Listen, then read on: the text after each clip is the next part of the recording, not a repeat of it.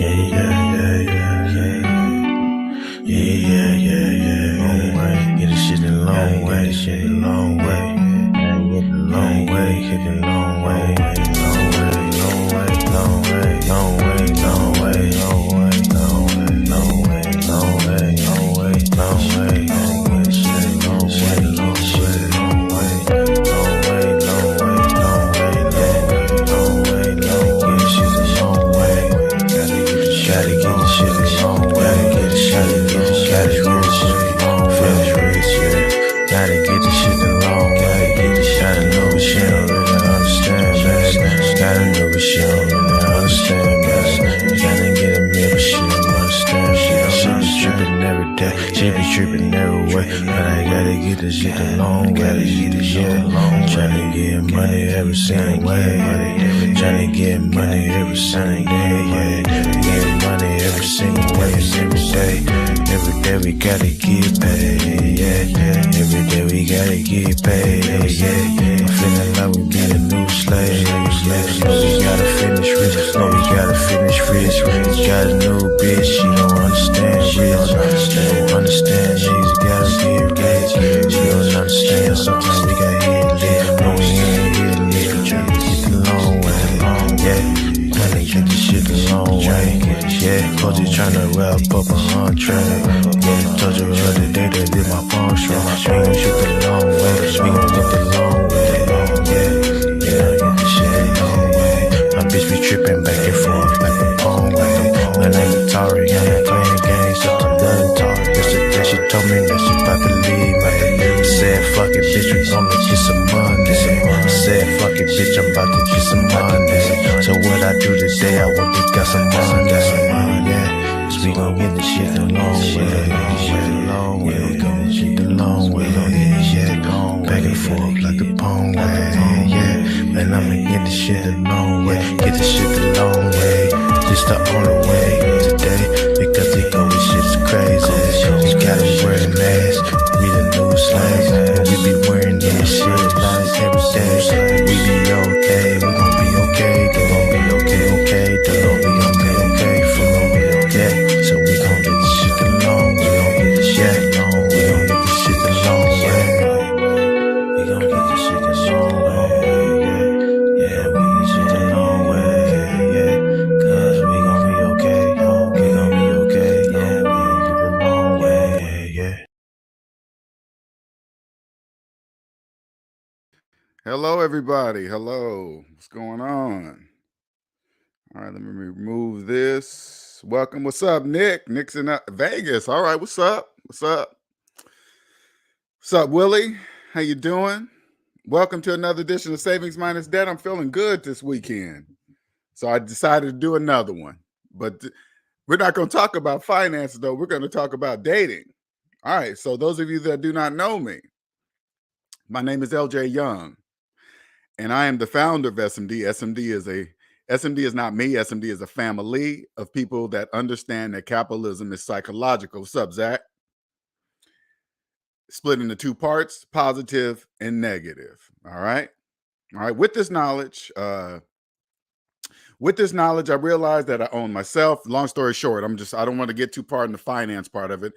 Once the only way to do this, you must own yourself first, and then you understand all of this, what I've just told you, all of this, what I am telling you, is a mathematical fact. So that means it is fact, right? And once you understand how it works, you realize that you own yourself. What's up, Bills? On Monique? You understand you own yourself. Okay, you are now different than millions of other people that are in debt. People that are in debt, and they live on the negative side. Those are called debt slaves. All right, they don't know that they are the currency. They don't know that they own nothing. They don't know all currency, physical or psychological. It's all psychological. When I say physical or psychological, I'm saying paper money versus cryptocurrency versus paper money versus credit. That's psychological. There's only one physical currency here in the United States of America, and that's green. That's it. All other currencies are psychological. So when you hear somebody call anything outside of cash money, they don't know they're referencing psychological currency. Okay, they don't know that. But anyway, once you understand, say like this, okay, and this is how it affects. Once you understand, once you do what it takes, which is that's what I do. I just give you the blueprint. You got to do the hard work, but I give you the path on how to do it, guaranteed mathematically. You just follow this path. You just follow this mathematical path, this mathematical blueprint on how to get out of the debt matrix, and then you get to zero, then you're free. But it's going to take work. All right. And the work is only can be done by you. So the longer you take to get the blueprint, it's totally up to you. But everybody dies, humans die. So your time is limited. Okay. I'm saying that right now because when you're a debt slave, you don't really understand how valuable the time in your life is, right? You could just think about how much you make an hour at a job. Okay. Whatever that hourly wage is, that's how much you value your time for. $16 an hour, minimum wage, $50 an hour, $100 an hour. That's how much you value your time for. That's crystal clear. Okay. You don't really understand it, but when you get out of debt, you will understand what that means. You don't understand it now, okay? Because there's a psychological piece you don't understand. But anyway, once you understand that, and you say, like, let's start with people in relationships, okay? Because SMD will change. SMD not only changes your financial life, it changes your whole entire life. SMD will solve 99% of your dating problems. I'm going to rename this one and say 99 problems, but dating ain't one when you understand SMD knowledge. Now, say like you are in a relationship or you're a boyfriend, girlfriend, you're with somebody, you guys have children, and one of you guys acquire this knowledge and the other doesn't. Oh, hold on for a second.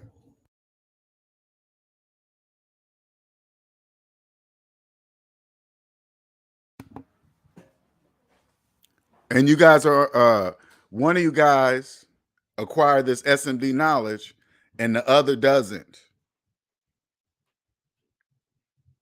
You know what's going to happen? That relationship's going to end because the person with this knowledge cannot stay with the debt slave.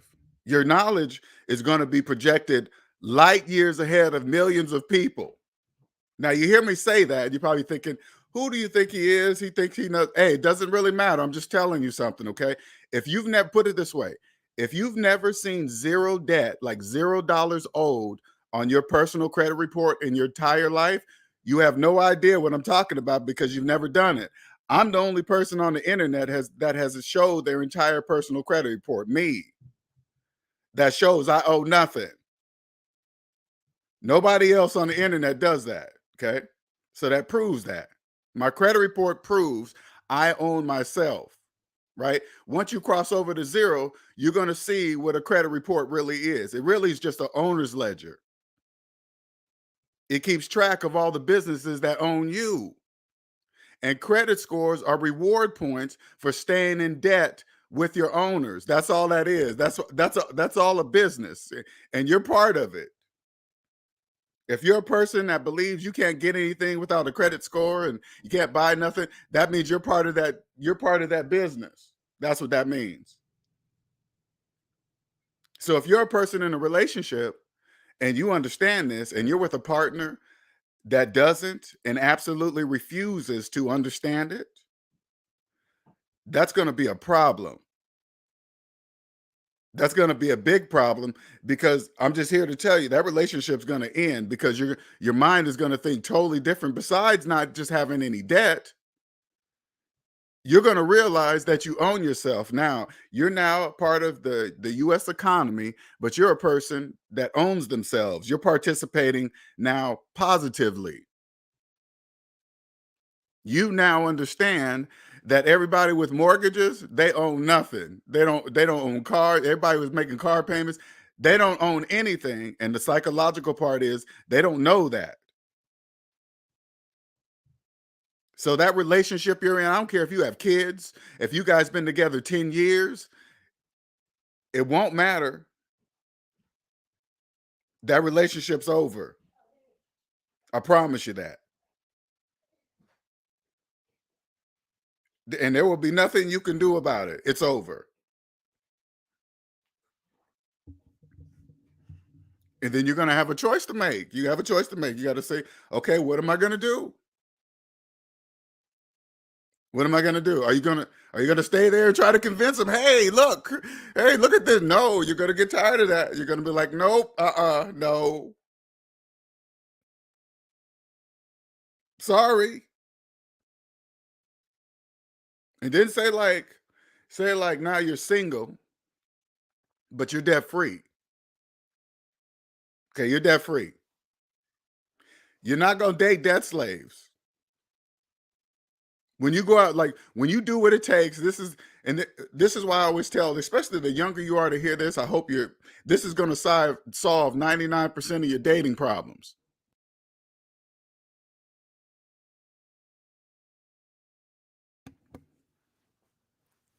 You will never date debt slaves anymore.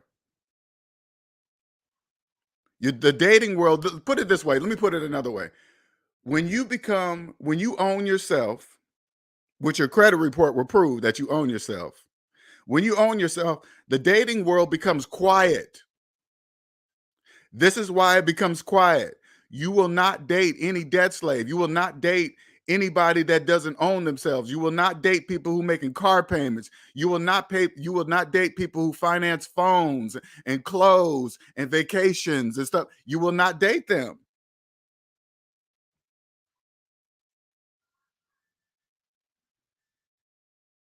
Do you know how quiet the dating world will be?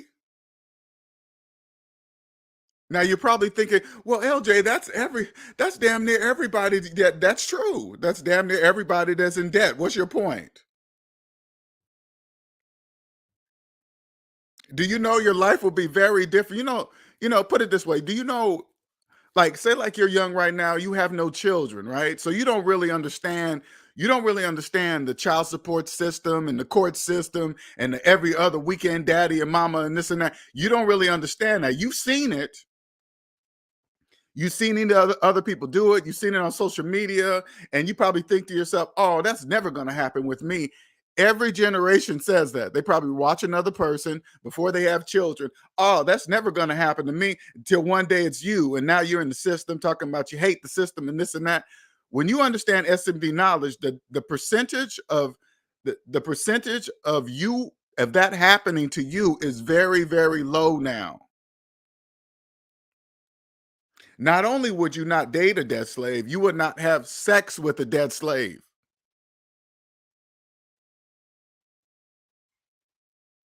There is another side. Would you say there's another side to dating in Vegas? There's an underground for sure. I bet.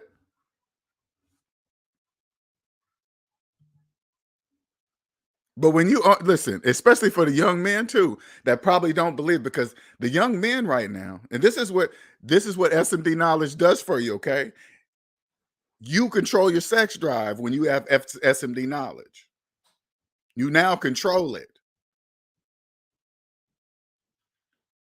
And what I mean by that is that when you control, not a fake control, like, yeah, no woman can, no, it'll be a real control, and you will give off a certain type of energy that women will pick up on and this is what I mean. Okay. So let me give you an example.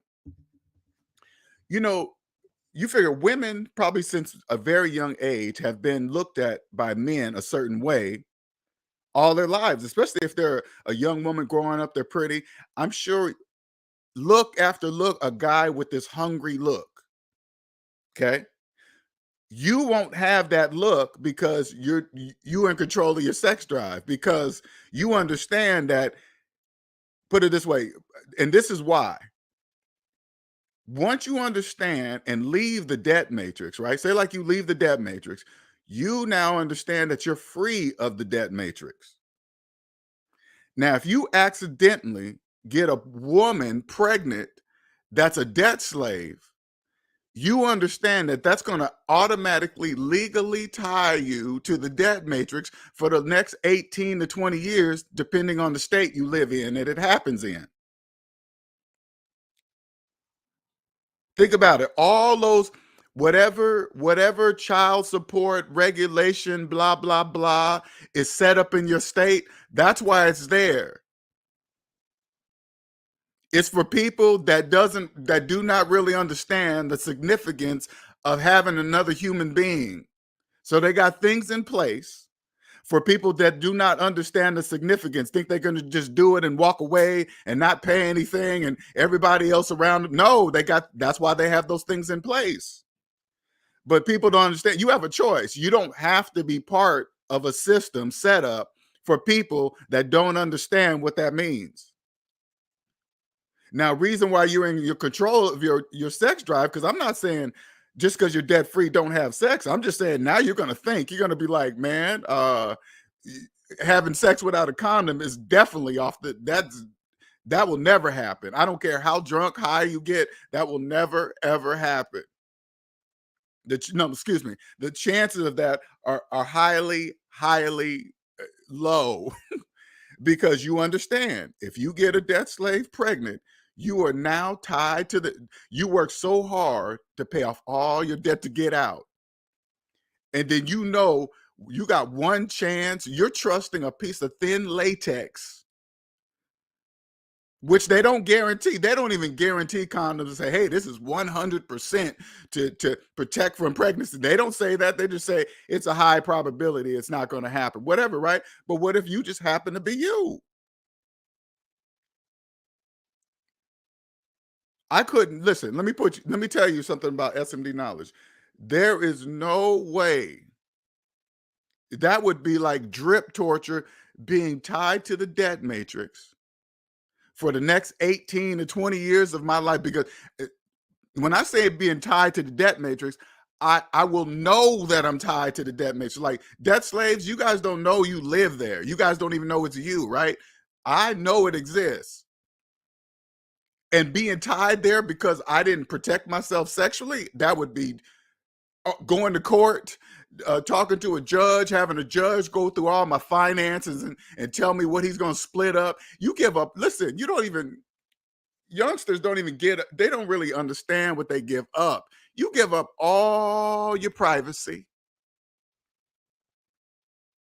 Soon as you do that, you imagine. Listen, man, I couldn't even, because I've been through the system when I was a debt slave, having kids, not thinking. Now I was in the system, an angry guy. Hey, the system is against men, and you hear that, right? You hear him say, "Hey, the child support system is against men." Well, yeah, it is. Okay, yeah, okay, yeah, that's true. And like, man, that pisses me off. No, you have one more choice. You don't have to be part of it. You can choose not to be part of the system that you already know. If the system is truly against men, just choose not to be part of it. Young men don't, but when you have S&D knowledge, you realize you have that choice. I promise you that, and you will never forget it.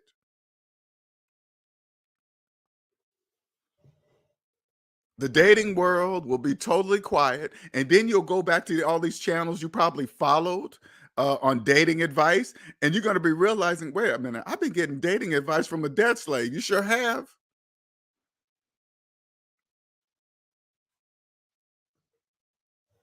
When you go to like dating podcasts and stuff like that, what they're telling you is a perspective of dating life from them. And that's only one perspective, and you don't know if you're getting dating advice from a debt slave. Because when you're a debt slave, you guys think feeling down and pressure and no, you guys think feeling stress every day is normal. Oh, I'm stressed at work. I'm stressed at all this debt. You guys say it every day, like, and you guys talk like it's normal. Stress is not normal. That is not normal. Hold on for a second.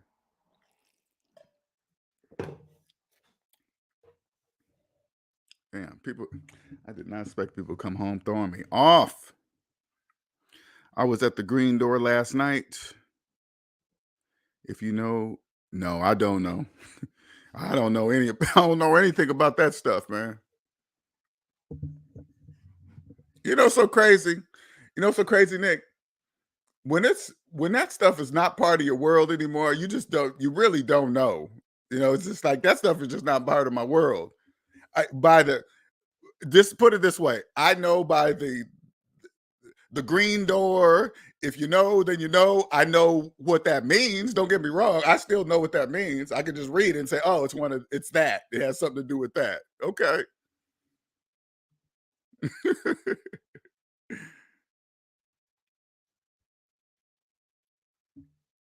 But your dating life changes. You won't date people who make car payments. You won't date people who finance phones. You won't date people who believe they own houses with mortgages, believe they own equity in mortgaged houses. You won't date people like that. Now, I know you're thinking like, wait a minute, everybody's in debt. Yes, that's true. That is true. And guess what else? The majority of those people, guess what? They're going to die debt slaves. That is true too.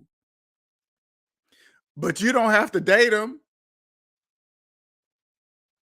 But LJ, I'm gonna be alone. That's the problem. You think it's horrible being you think when you hear the word alone, you think it's a bad thing. That doesn't bother me at all. I love it.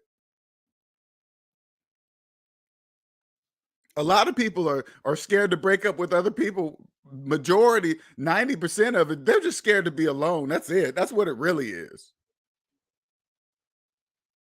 Because if you think about it, you're like somebody that's begging to stay with you. You got to think about it. If that person had $1 million in cash in the bank, would they stay with you? You got to think about it. Would they stay with you? Do you think they would?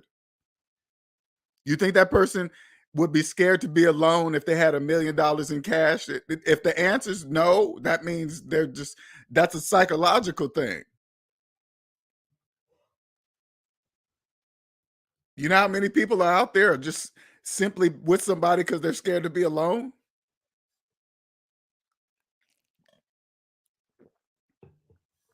I'm telling you, once you have S&D knowledge, you can spot those people a mile away. The needy people, just want to be with somebody, use sex to have a relationship. You see all the purpose of all that.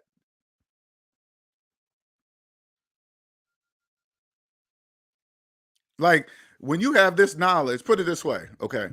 As a young man, you guys are trained to like get as many girls and have sexes with many, and now if you got so many, you must know all this knowledge, and you must know this how to talk to them because you're getting so much sex.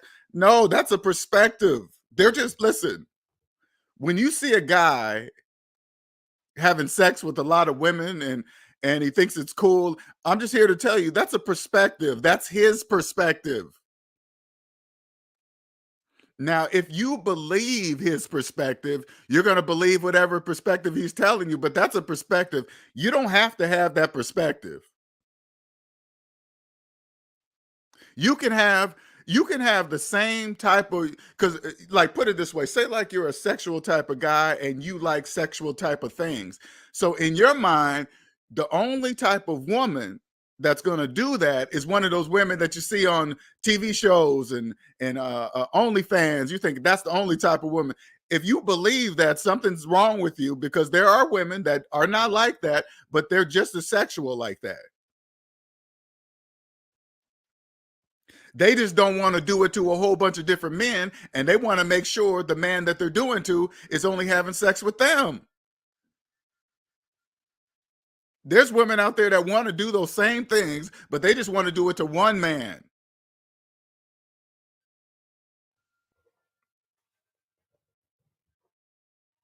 You can have that perspective. You can have that perspective to say, that's the type of woman I'm looking for. That's the one I'm looking for. Soon as you change that perspective, you change the energy. They pick up on that energy, and they end up being attracted to you from something somewhere randomly. That's how the shit just happens. But you got to already be there. If you're walking around looking hungry at every single woman you see with that same look, you totally forget that woman sees that look 100,000 times a day.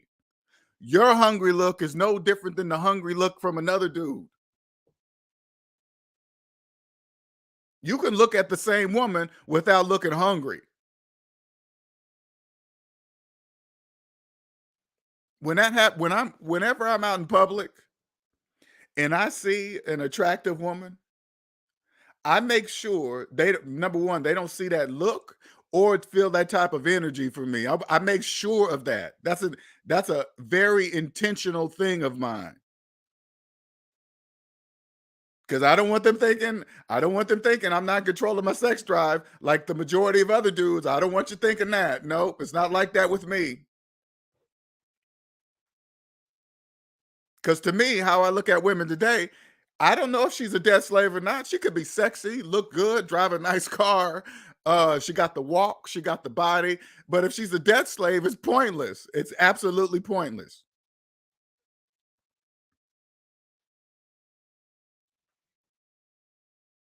Absolutely pointless.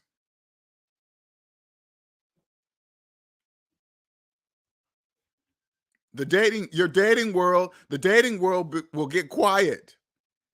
I know you guys think I'm joking, but it's almost like the debt matrix. When you understand SMD knowledge, the financial world gets quiet. Why? Because you don't hear debt slaves anymore. Slave splaining, trying to explain how to retire and with money in the bank and millions of dollars and all. You don't do that. You don't hear that anymore. It's quiet. The same thing happens in the dating world. You don't date debt slaves. You don't date people who finance cell phones. You can ask them. It doesn't matter. As soon as somebody picks you up on a date, man or woman, it doesn't matter, man or woman. She pulls up in a nice car. You just ask, wow, this is nice, man. Are the payments high? Make up something that references a loan. If they mention loan or payments, you know the car's not there. They're a debt slave. So now you got a decision to make before you even get to dinner. My, you when I say a decision to make, am I going to take this woman serious? I don't know. We'll sit down at the table. Then you sit down at the table, bring up something like, "Oh my God, I can't wait till Biden comes up with I hope they make a decision to forgive student loan debt." And if she turns around and says, "Woo, I sure hope he does." Now you got a very very difficult decision to make because now she just told you that her student loans are older than the car she just drove up in. Now you got a very big decision to make. What are you going to do? And then you carry on the conversation at dinner. Hey, yeah, how long you been out of school? And then you find out she's been out of school for 15 years. You're gonna be like, what? You're gonna be like, damn, you've been having your student loans for 15 years. These are the questions you ask them. Then you go, hey, how long did you go to college? She says 4 years. Then now you have another decision to make. Wait a minute, you don't know. You mean to tell me you went to college for 4 years and you've been paying on your student loans for 15? And then you're going to look outside and see that nice car she drove up in. You're going to be like, and it's older than that car. But in the meanwhile, she's going to think and she's impressing you by the way she looks and the car she drove up in. So you think she has money and she got her shit together. Meanwhile, you know you're describing she's a debt slave.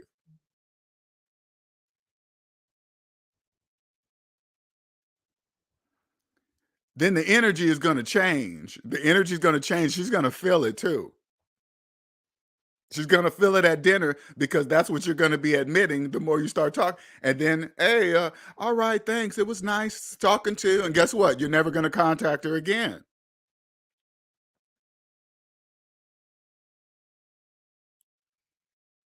Even if the date went great, now she's probably going to want to know, well, how come he's not calling me back or texting me no more? What are you going to tell her? She's a debt slave? She's not going to understand that. Because in her mind, she probably got great credit, great job, great earner. She's college degree, but she's deep in debt. How you gonna tell a person that? She's not even. And this is the psychological parts because I want you to understand once you cross over here, this is what's gonna happen. You can't tell her that because it's psychological. You can't turn to her and say, the reason why I'm not dating you is because you're a debt slave and you're in debt. She will not know what that means because having student loans for 15 years clearly tells you that she doesn't understand.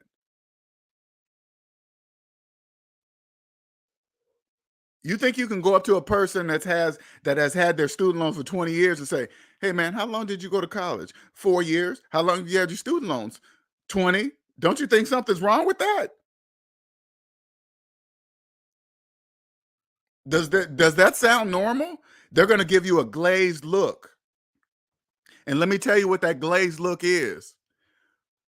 You are trying to explain something to them that is psychological. They don't understand what that means. Go up to a person who believes they're a homeowner with a mortgage and say, "Hey, you know you really can't own a home with a mortgage, right?" They're going to give you the glazed look. The glazed look is you just said something that is psychological. They don't know that. So do you think you're going to be able to you think you'll be able to be in a serious relationship understanding how it works and you're in love with somebody that doesn't? No, that you no.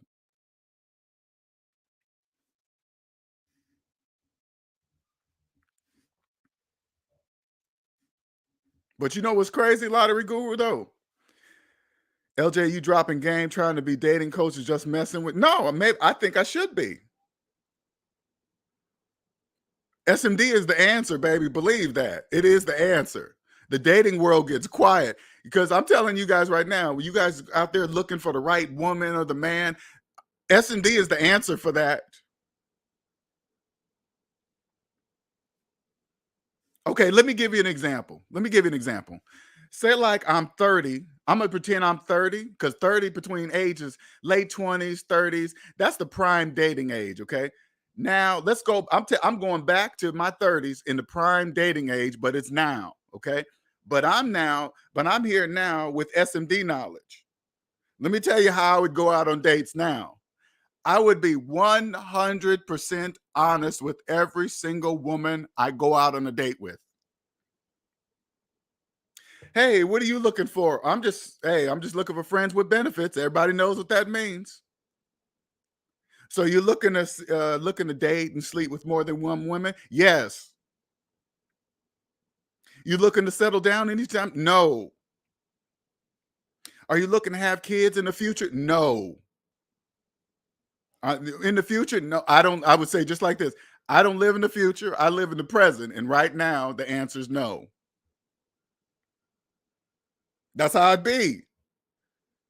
That's all. Women just want honesty. And when I say honesty, I don't think really men understand when they say women want. I truly believe I now understand the honesty that they're looking for. If they come across me and they're looking for hey, like say like they're looking for a monogamous relationship, right? And they see me and they're attracted to me and they talk to me and they ask me, "What are you looking for?" And they tell me they want a monogamous relationship. I'll say, "I'm not looking for what you want." I wouldn't say it like that, but I would say, "I am not what you're looking for." Before before anything sexual happens, don't tell them after the fact, after you get the booty, tell right up front, leave the ball in their court. That's all they want is honesty. I don't want to I don't want to be in any woman's way to find what they're looking for. I really don't.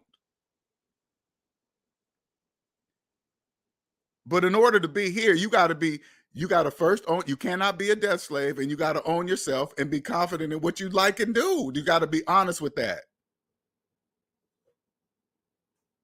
Even I mean, I'm gonna keep it clean, but say like this, even with like sexually, like you get with a woman and nobody really talks like what I like, what I don't like. You know what I'm saying? You don't really do it.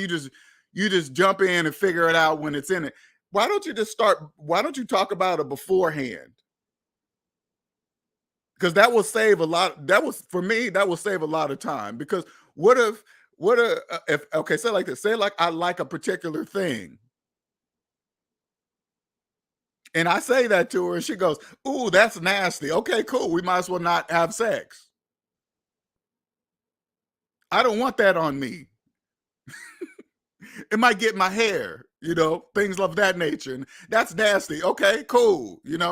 I guess we're not going. I guess we might as well not even have sex because I don't want to. I don't want to think about stuff like that. right? That saves everybody time. That's just honesty. Go out on a date with a woman that you literally, like, she might say like this, because I'm not saying debt. If the woman is a debt slave, that I wouldn't go out on a date with her, because I genuinely would, I genuinely go out and have fun. She's still a person. She's still a person, right? But I would be, I would know she's a debt slave, so I wouldn't do sexual stuff to make that happen. You know what I'm saying?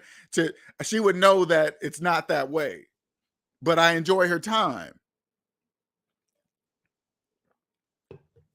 And and if she starts to go, Linnell, every time we go out, we have so much fun. I'll be like, yeah, you're right. Well, how come we just don't take it to the next level? Because you're a debt slave. I told you that from the beginning.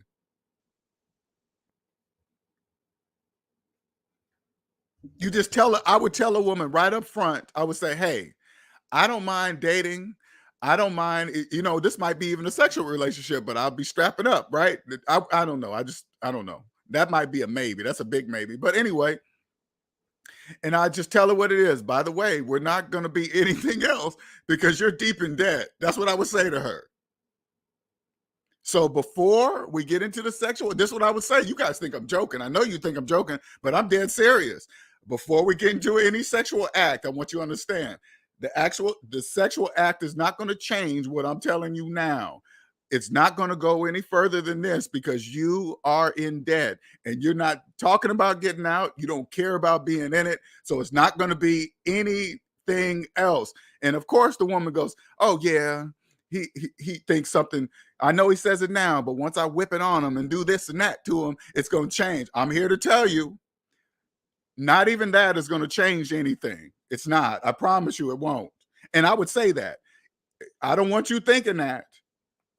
And then because women and men, but I'm just sticking on I'm sticking on me. Down the line, say like you guys are getting along, having fun, being friends with benefits, 6 months in, 8 months in, you're having a ball.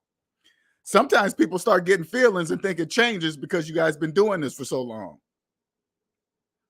As soon as I get a hint of that, or grab my phone and look at it, and who's that calling you? Listen, who's that calling you at this time? The relationship's over right at that moment. In my mind, I've already made it up in my mind. It's over. Because I told you in the beginning, and I'm not repeating myself again, now it's over. So that way, when it ends, she can't go to her friends and say, oh, that lying, cheating motherfucker, he this and that. No, why did it end? Well, girl, you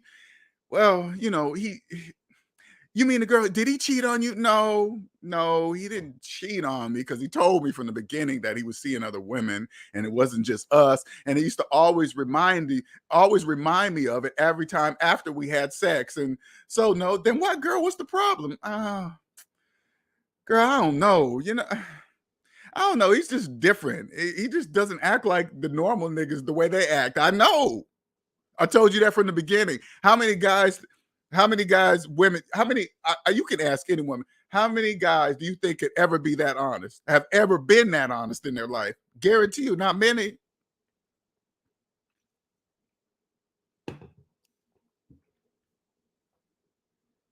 What's up, Miss B?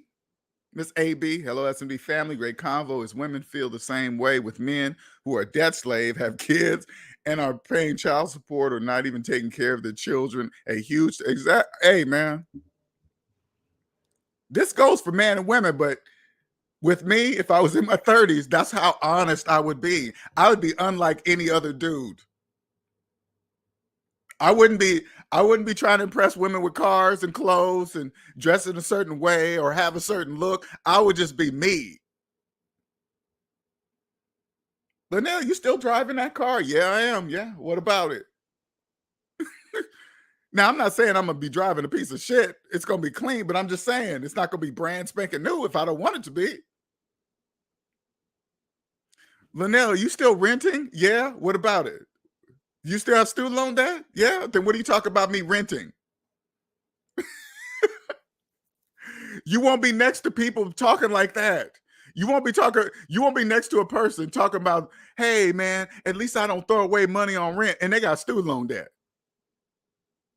People with student loan debt will get a mortgage and think they're not throwing away money on rent. You will not date people like that. You will not. You will not allow those people in your life, especially relationship-wise. When you walk into a room, fellas, let me tell you something. You're going to radiate a type of energy. Once you own yourself, it's a different type of energy. When you walk in the room, the right type, listen, what it really is that you're going to have a different perspective of what life really is like when it's quiet, when all the debt slaves dating world will be quiet. Now you're going to have a different perspective, and the woman that has that same perspective will pick up on it. They might not know why. They'll be like, something's different about that dude over here. They won't know what, maybe they will, maybe they won't. I don't know. But I'm telling you.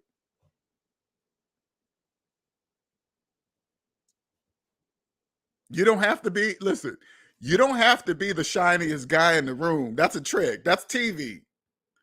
That's podcasts. That's podcasts. I know you guys don't know now, right? Check this out. I know you guys don't know now, but S&D is going to be known around the world. You don't know that today, but I already know that. And guess what? You guys are going to start seeing me in the rooms, but you probably see me in the background. Oh, they're not paying attention. They're not paying attention to LJ. He's just in the back. But you guys forget is that I'm there.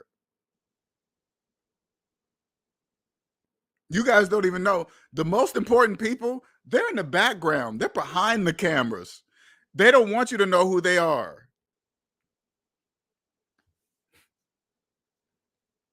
Guess what? The people that run, here, let me give you an example, especially for all you sports fans, right? Football. Let's go with football. High players that are really, really good. Do you know how bad they wish they could just walk outside by themselves, unbothered, go to the park, take their kid and just walk down the street and, hey, honey, let's go shopping, and just daddy, daughter, mommy, son, daddy, son, mommy, daughter. What? Do you know how much they miss that? You guys can do that. When you're not famous, you totally forget you can walk anywhere unbothered. No paparazzi, no people hounding you to smile or take a picture with. Stars miss that. So NFL players, they can't do that. Yeah, they're making millions of dollars, but they automatically lose that freedom. That freedom's gone. But guess who gets to still do that unbothered? NFL owners. NFL owners don't need bodyguards with them everywhere they go, because you don't know what they look like. They get to walk around freely. You think they talk about their salaries? Have you noticed that? They'll display the football people's salaries, but they won't display their own. That's weird. Don't you find that weird? Yeah, I know Mahomes is getting about $500 million, but how much is the person paying Mahomes? Oh, that's private.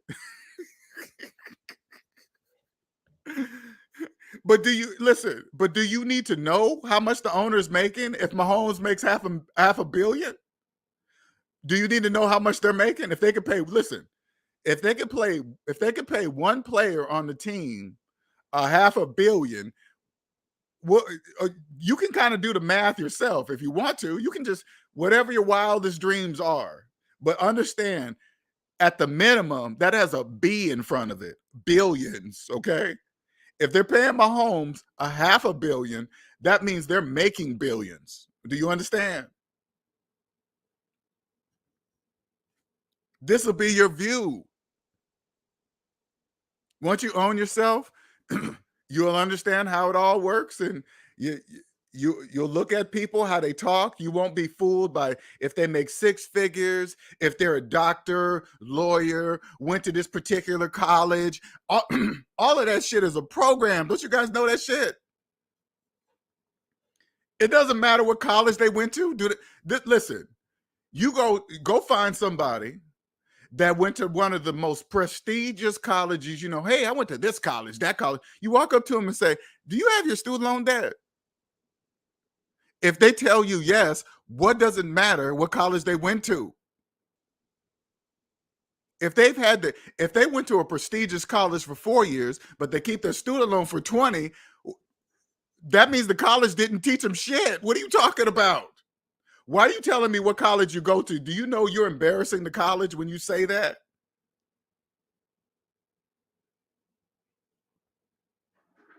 You find a doctor. Do you still have your student loan debt? They're going to say yes. And you're going to be like, what? You're a doctor. Aren't you? When you look at doctors, you think of smart, right? You think, wow, doctors are very smart when they can open up a person's brain and work on their spine. Yes, they can. That's the amazing thing. You can work on somebody's spine, but you don't know how to pay off your student loan debt? You don't know it's a bad idea to go to college for 12 years and keep your student loans for 60, 50, 20? And check this out. Doctors like that make $300,000-$400,000 a year, and they be having like $500,000 in student loan debt.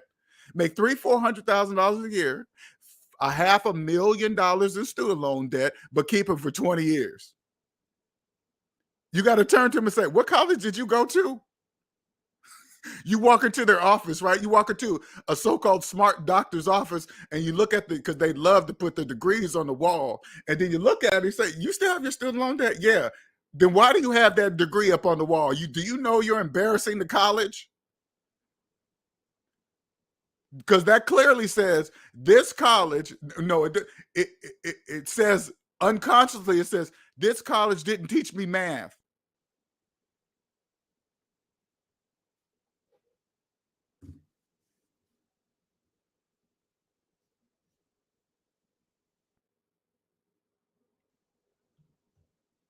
LJ, I found out the other day these sports teams are a nonprofit organization. They are really tax exempt. Nonprofit organization. What do you mean? When you say teams, like NFL is a for-profit business. What do you mean? Because they're private, right? NFL's private. Yeah, they have to be because you don't know what the NFL owners make. So obviously it's private, right?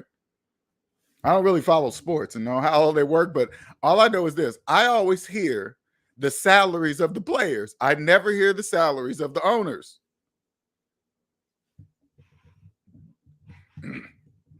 And personally, like, put it this way. Okay, here's another thing that happens when you own yourself. Okay, and if you've never owned yourself, the only thing you can do is just listen. When you own yourself, time becomes the most valuable thing on earth. Time. Okay, because you know for a fact that one day you're not going to be here. So that's at the top of the list. So I'm gonna give you a couple examples. Okay. Anything, let's go with the financial world, the drug world, or whatever, right? You do tax evasion, they said you can go to prison. So the government says they're going to take away the most valuable thing on earth if you break this law. So you got to think to yourself, any type of law that says it's going to take away the time in your life, meaning put you in jail or prison, that means there's something there that you can't see of very, very importance. That's what's there. But you can't see it when you're on the negative side. When you're over there, you don't, oh, that's just 5 years. That's just 5 years you're never going to get back, ever. No matter how much money you make. Time becomes the most valuable thing on earth. So you don't do anything that will purposely take away any of it.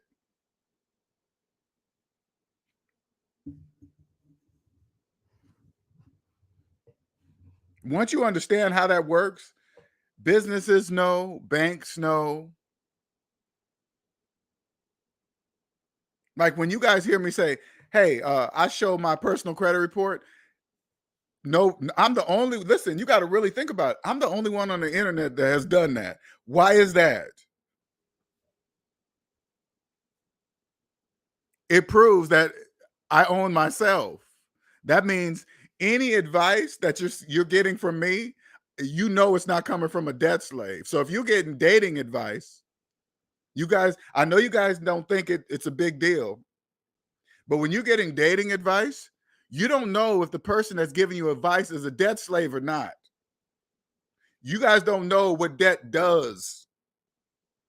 Debt causes stress. You guys think it's normal, and people act very different when they're under stress. They don't hardly get any sleep. They do weird things. You don't know what people are going through when they're in debt. So, of course, whatever dating advice that they're going to give you is going to be from their perspective, of a perspective that you cannot possibly know, only from the perspective that they're giving you. I know you guys don't think one thing has anything to do with the other, but it does. I promise you it does.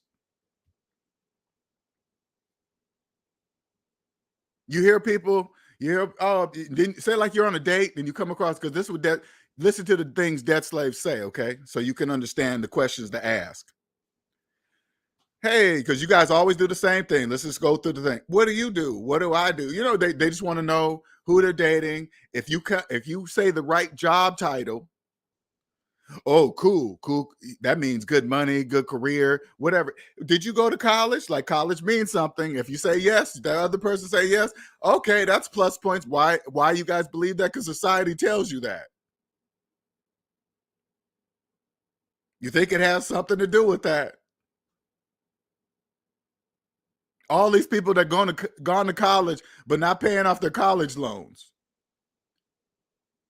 Does that make sense? No, only debt slaves do that. You just let them talk, because they're going to say the things, they're going to run the program in the dating world of the debt slaves that impress other debt slaves, but they don't know each person. All you got to do is say, did you pay off that student loan debt? Do you make a car payments? All you got to do is listen, because they're going to try to impress you with the things that they're making payments on, because they believe they own it. This is the gift that you will have. You understand, once you own yourself, you understand that there's a psychological piece to it all. So when you hear them call themselves homeowners, know they have a mortgage, that means they don't know they can't buy a house with a mortgage. This is at the dinner table. They don't know that they can't buy a car with a car loan. They don't know that they're not supposed to they don't know they're not supposed to go, they're not supposed to go to college for 4 years and pay on their student loans for 20.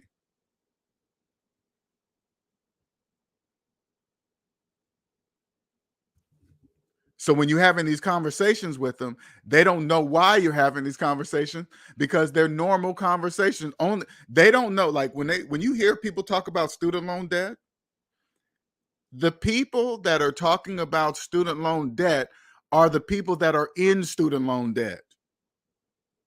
They don't know that they don't know that they are the only ones that care. The majority of them is, let me not say only, 99% of the people that are complaining about it are people in student loan debt. They don't really understand that is a perspective.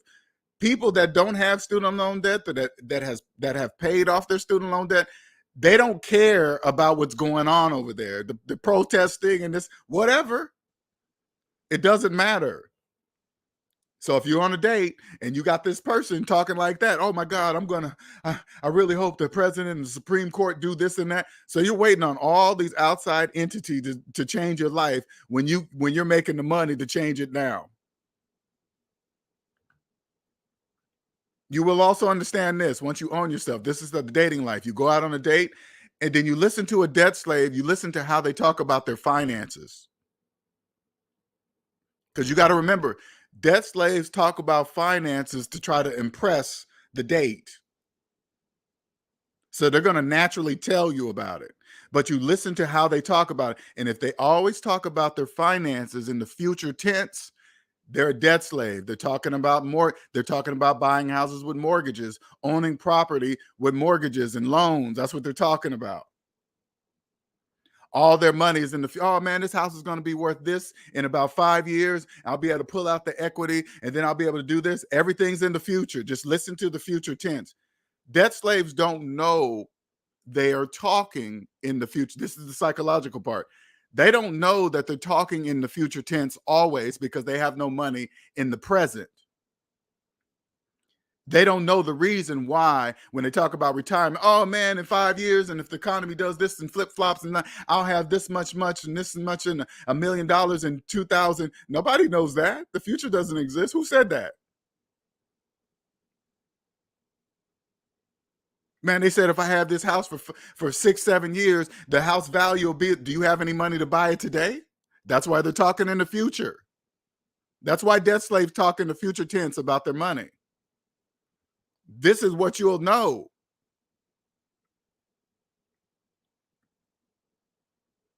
This is what you'll know. You won't date people like that. You won't date the people that look forward to financing the next iPhone or the next phone that, oh man, I gotta have that. How are you gonna get it?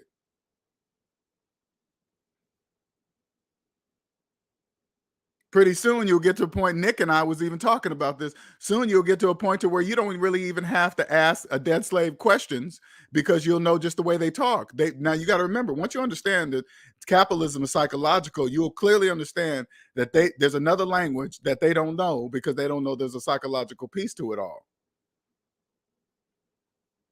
You just listen to the way they talk. Oh man, I'm about to get that next iPhone. I'm about to get that new Vision OS goggles. They're 3,500, but I'm gonna get 3 pair. I'm gonna get how you buying those? Cash? Nope.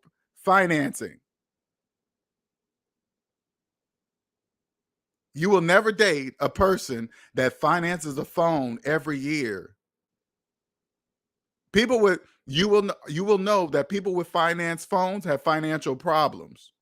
That's why the phone is financed. That's why the dating world would be quiet for you.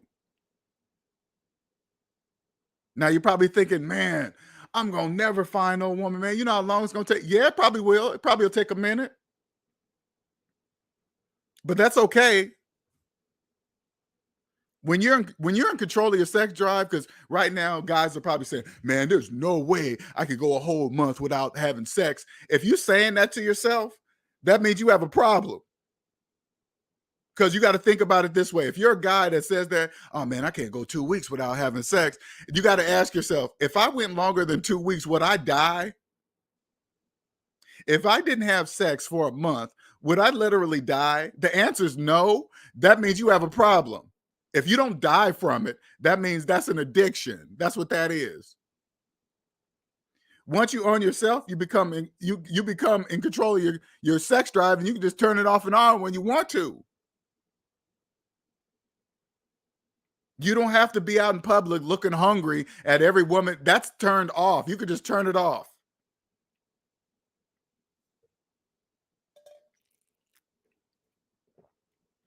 Now, most guys hear me say that and they go, there is no way.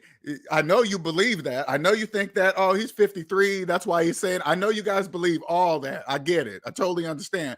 But it's true. And in order to reach that kind of flip switch off and on, that takes a great amount of power to reach, because you guys got to reach it. First, you gotta get unaddicted to thinking you have to have sex every single week or every 2 weeks or every other day. That's what you gotta stop that right there first. That has to stop. You're thinking that has to happen. How many guys you think can do that? Not many. It takes a strong man to do that. First, you got to break through that barrier. Because it is an addiction. If you're not going to die from it, that's called an addiction. Like if you said, hey, I'm not eating food no more, that means you're going to die. That's automatic. I don't even need to be a doctor to tell you that.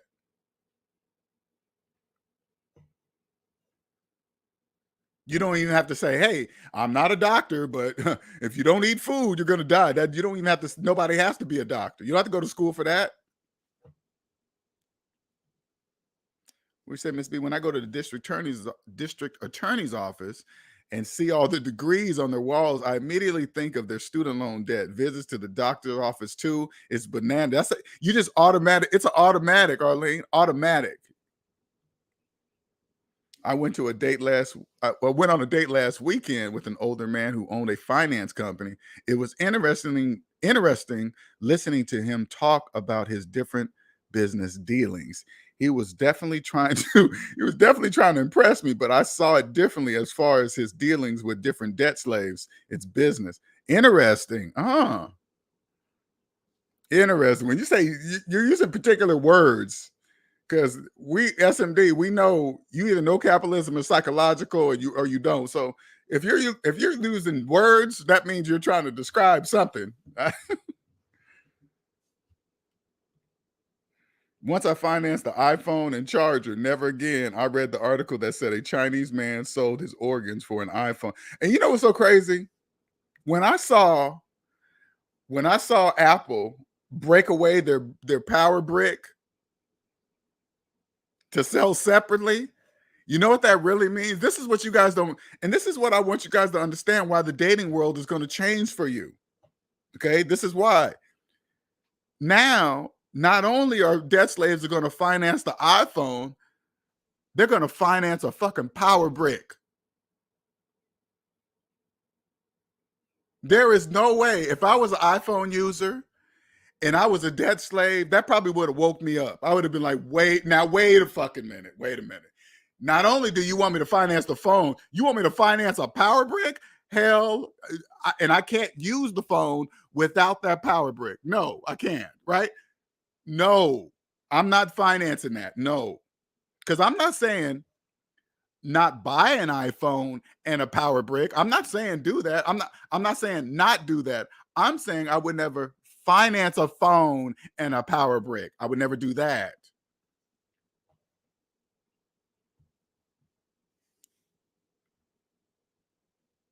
And you know what's so finance business? What does that mean? Finance business. Yeah, I know. What does that mean? I don't know what that means. Showing debt slaves how to go deeper or helping them out get out. There's only two sides.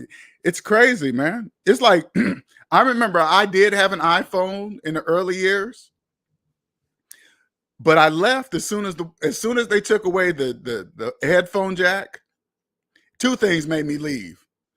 When they took away the headphone jack, and then I went to go get my power cord broke or something, and I went to TJ Maxx to get a power cord from it, and it said, "Sorry, this is not an Apple approved power." I said, "I'm leaving." No, absolutely not. You're not dictating all that. No. So when you're listen, 99 problems, but dating ain't one. When you're debt free, you won't have dating problems. You won't, check this out. You won't get on dating sites and pay money, because the majority of people on dating sites are what? Debt slaves. Putting up a story, putting up the best pictures, where they at. Look at me. I'm having fun. I'm on vacation. Look, I'm happy. That doesn't, of course, who puts up bad pictures? Who puts up videos of them stressed out over debt? Who does that? Hey, I'm going live, you guys. Why? I'm gonna record myself stressed out because I won't be able to make my car payment and they're gonna repossess it. Nobody records themselves doing that. Hey, look, everybody, my car is being repossessed. That never happens.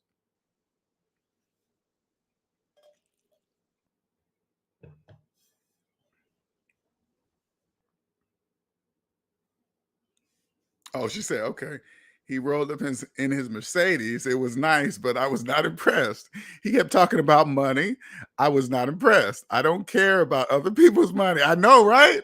That is so funny how debt slaves will talk about other people's money. It's like you'll hear somebody say, hey, I'm a so-and-so type of dude, and I manage $15 billion in assets. Why are you saying all that money? Why is it your money?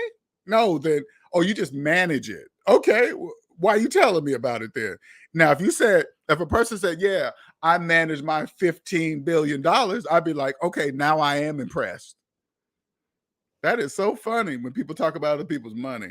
My cousin is paying $150 a month plus late fees for a phone that is half of what I pay annually. Ain't that crazy?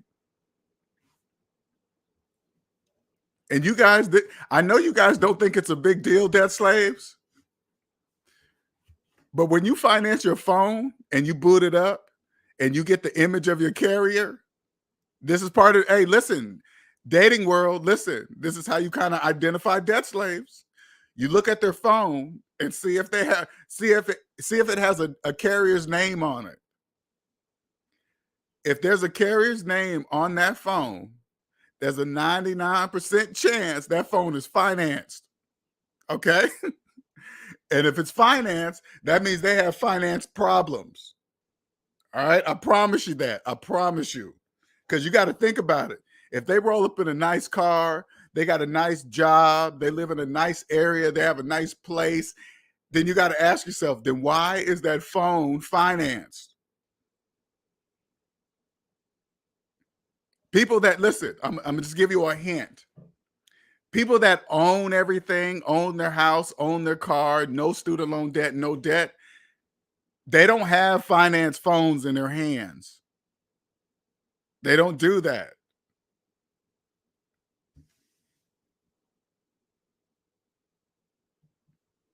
Him again, I thanked him for the nice time we spent together.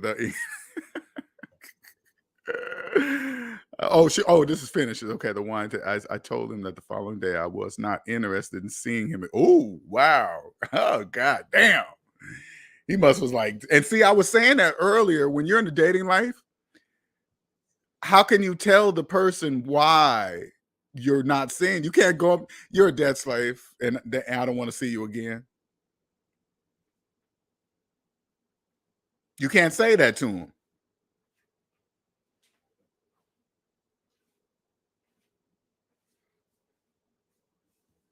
Do you want your dating life to change forever?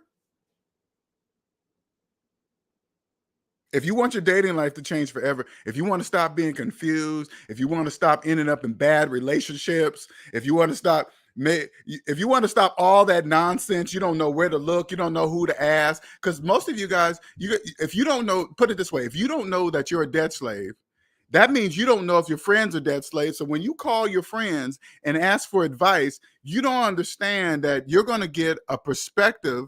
If you're asking about a problem in your relationship and you call another debt slave about it, they're going to give you a perspective of how they look at relationship and what's happening to them.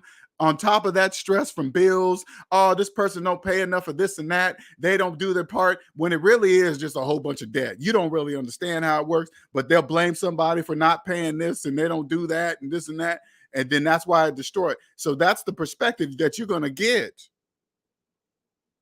You don't know that because they're your friend. None of that. You guys have no idea how quiet the dating world will be for you.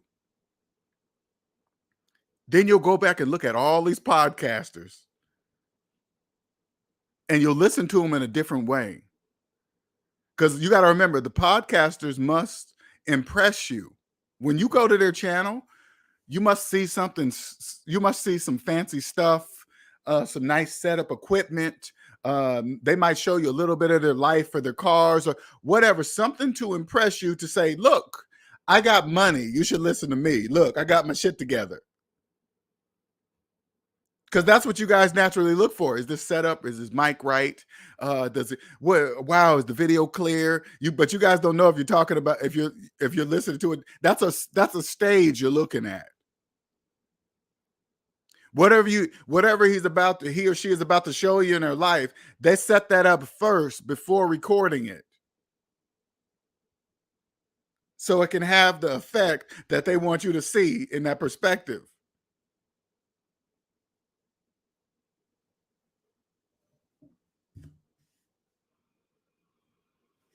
You guys don't know. They could be you could be getting dating advice from a person in student loan debt had student loan debt for 20 years.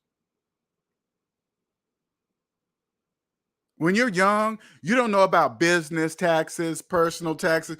You don't know about any of that stuff, especially if you've been a W-2 worker all your life. You don't know, and you don't know who to get advice from about taxes. You have no idea. How do you ask the right questions about something that you don't know about? The people that really don't know, that's what they take advantage of, like scammers. They take advantage of people that don't know. That's how scammers don't trick people that know.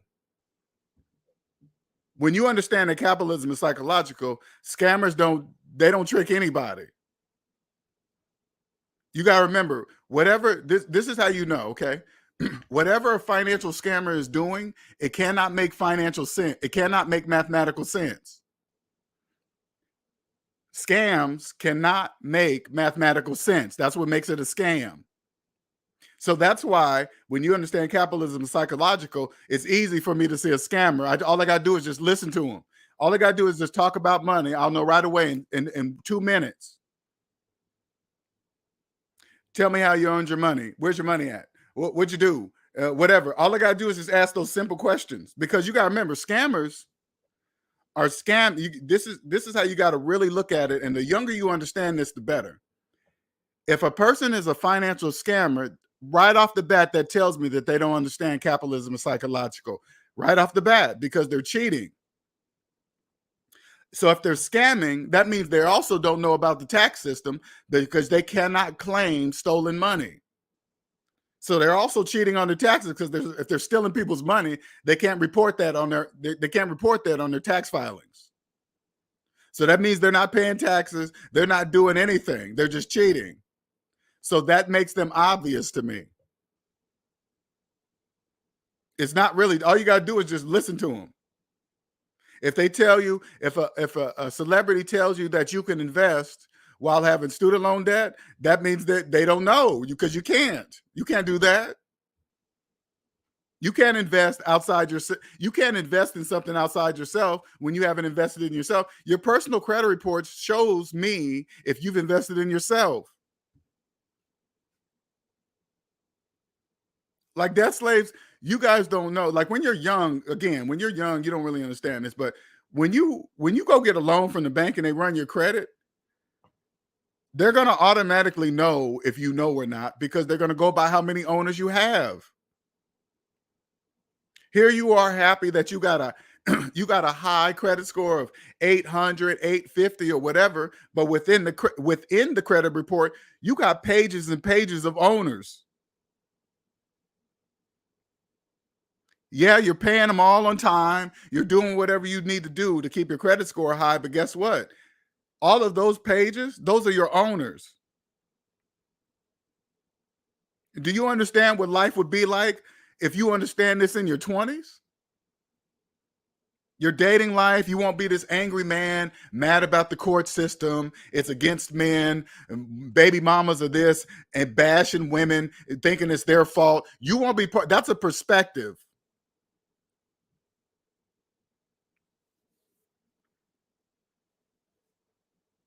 You don't have to have that perspective. And how to not have that perspective? You don't be part of it. How do you not be part of it? Own yourself, and the probability of you being involved in all that nonsense is really, really low.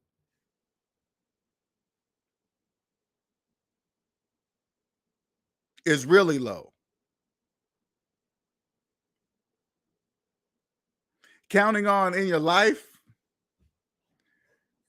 when you date, the probability of you getting into a bad relationship will be really, really low, because you'll only date a woman that owns herself. She has to own herself. And she has to know that, listen, and she has to know that capitalism is psychological if you're ever going to take her serious. And I know you're thinking to yourself, well, damn, Linnell, you know the probability of that? Yes, I know. It's really, really low. Yes, that's true. What's your other choice? Date a debt slave? Marry a debt slave? That will not be an option. I promise you that.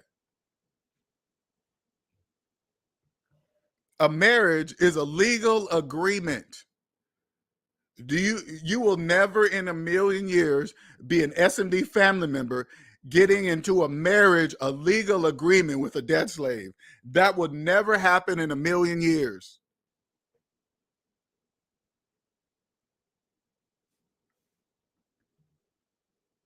Our hangout last weekend was very spontaneous. It was a cool opportunity to hang out. Of course, he wanted to hang out with me again. I'm fun. Yes. And check this out, Arlene. He might, and listen, did you have fun? If you had fun, just make sure it's clear that it's not going to get any further. It's not going to go past that. I was saying this earlier, right?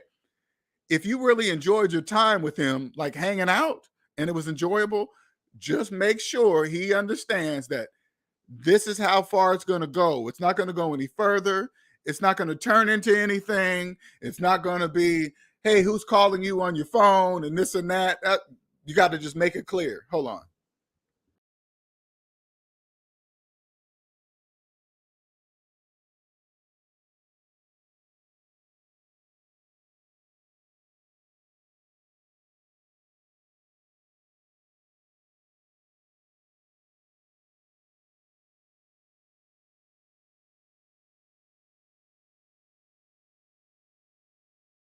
All right, I'm back. Anyway, now if you're young and you really don't understand when I say your dating life will change, your dating problems will go away, and you hear me say that, and you're trying to make the connection, and you really want to understand, there's the link. You can ask me. Because I know it's hard to believe. You're like, man, I keep dating these wrong women, guys, whatever, right? And you just can't understand why. This is going to, SMD, you got a 99% chance SMD will solve that problem for you. You can't keep figuring out. You keep dating the same type of woman. You keep dating the same type of man. Okay, I'm here to tell you. If you're tired of that and you want that to change, SMD is the red pill.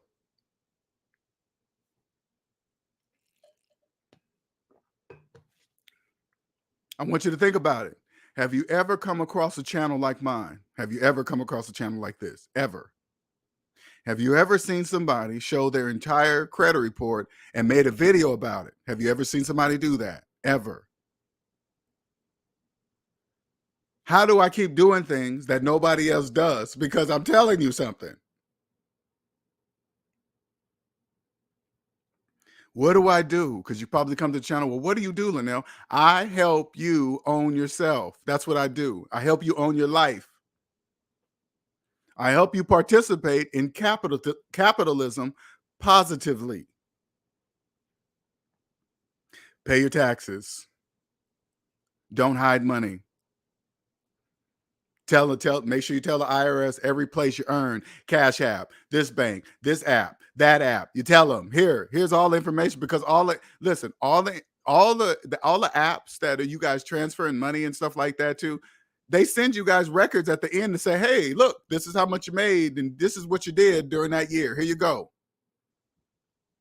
And then they tell the IRS, hey, IRS, I notified them that I told them.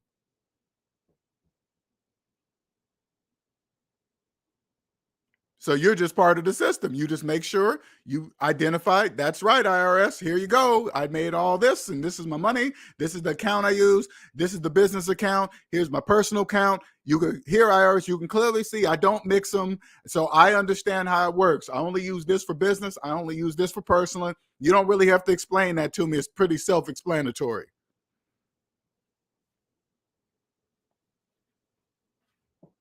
The IRS will run the numbers. Your numbers will match their numbers, and everybody's happy.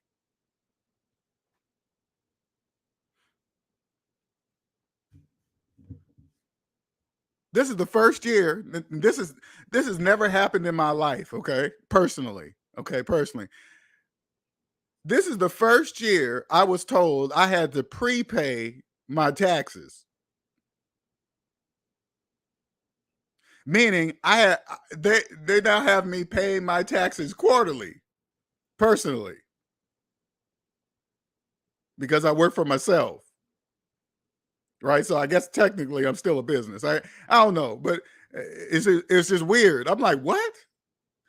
I had my tax, the person that does my taxes, they're like, okay, here you go. Here's some vouchers. You pay this by this date and this and that. I was like, what?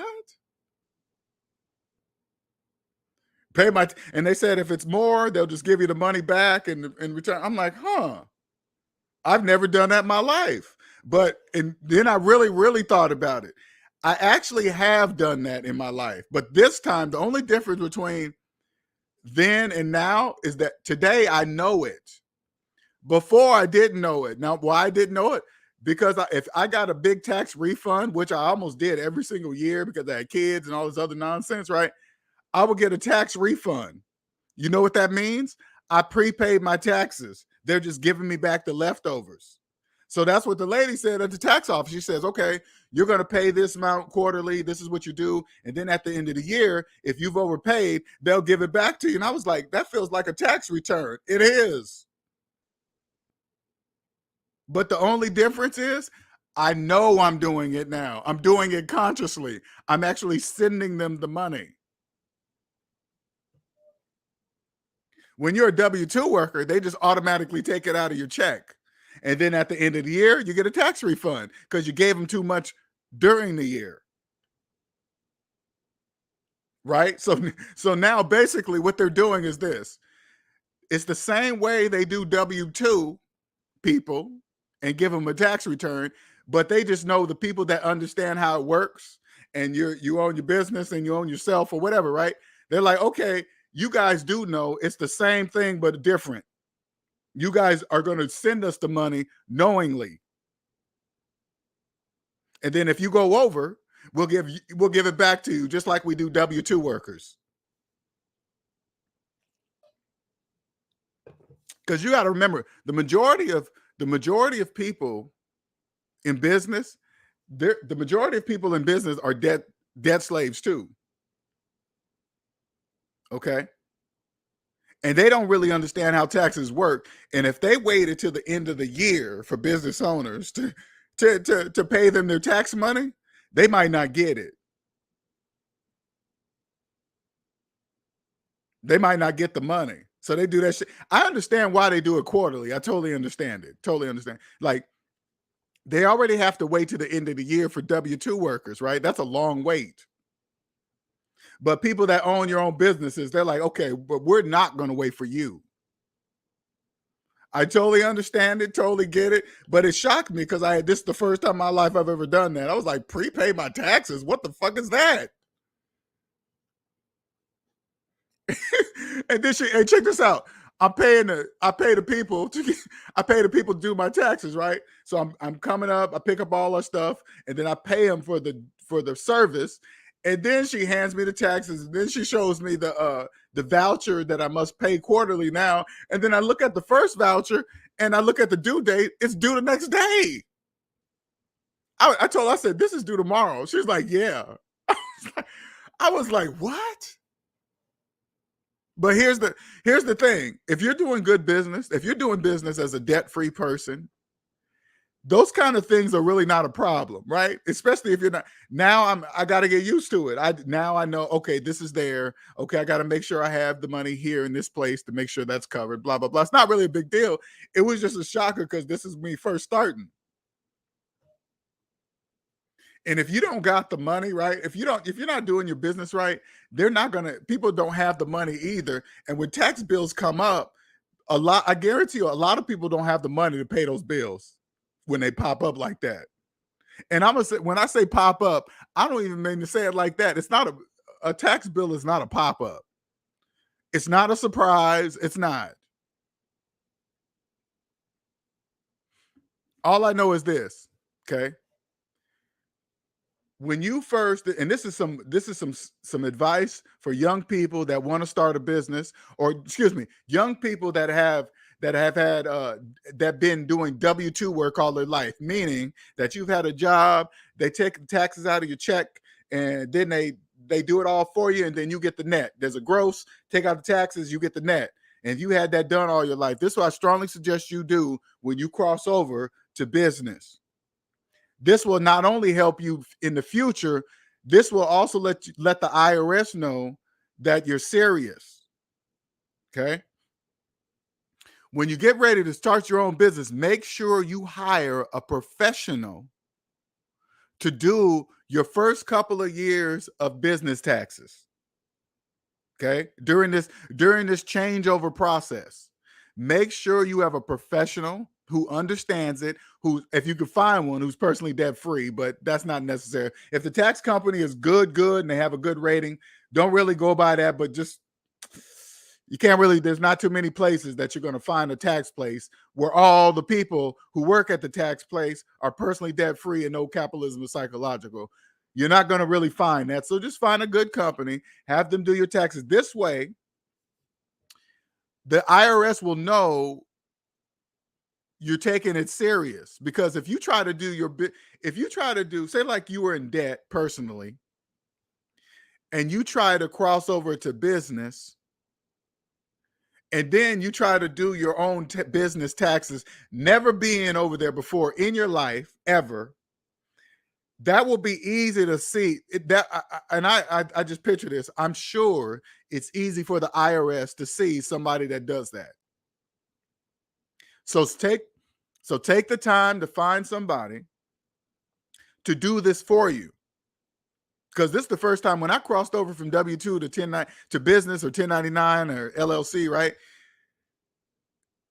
The IRS, they called me.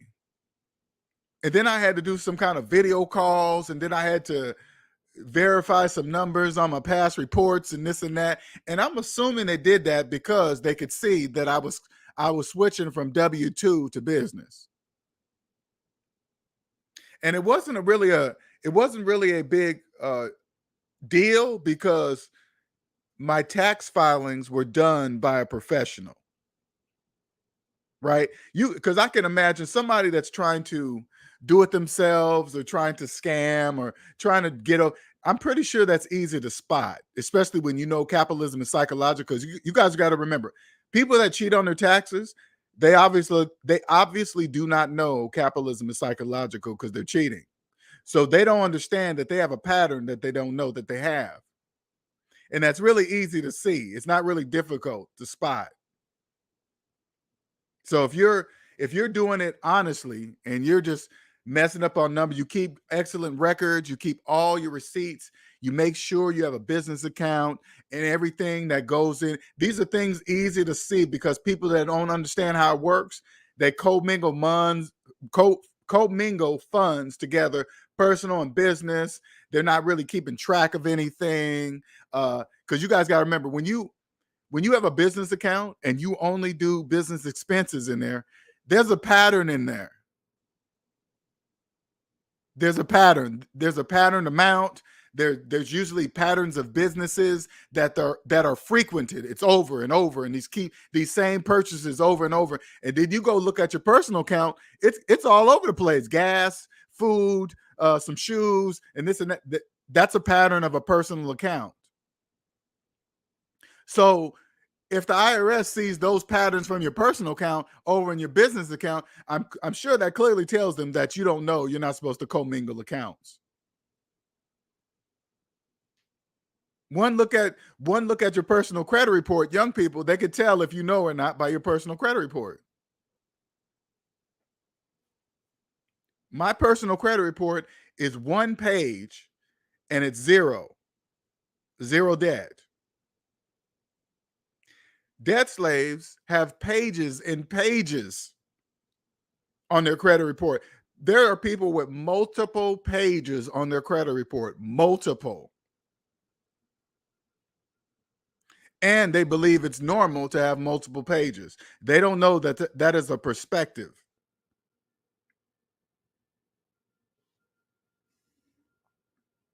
Would you say, LJ, I notice a lot of businesses are based on people's 7 dead. I don't know what that means.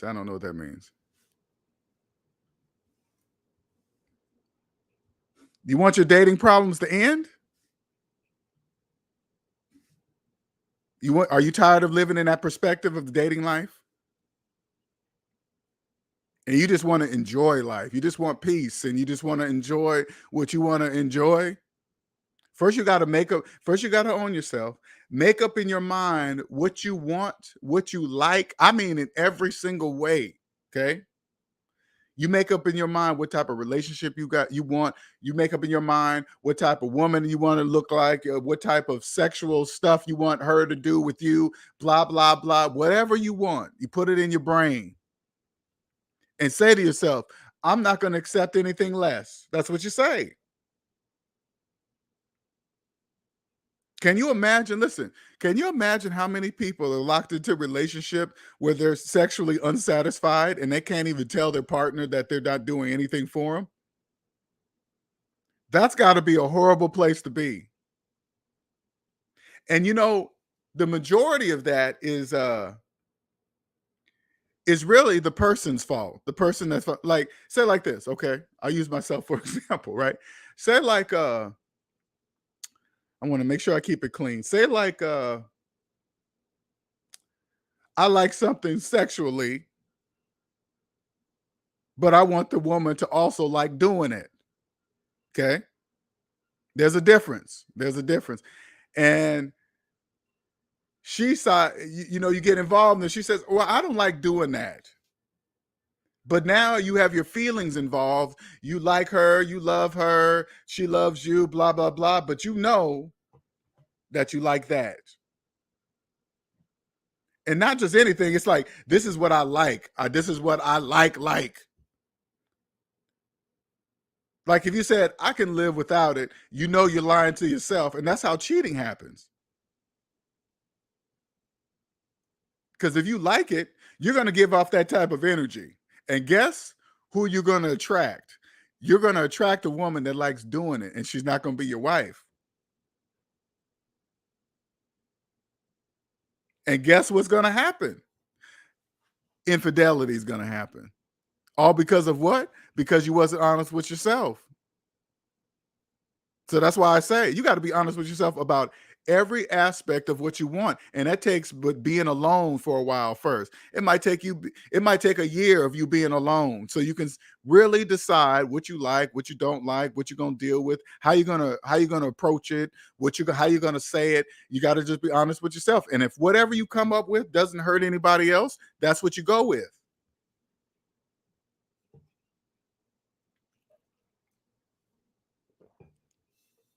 And you accept nothing less.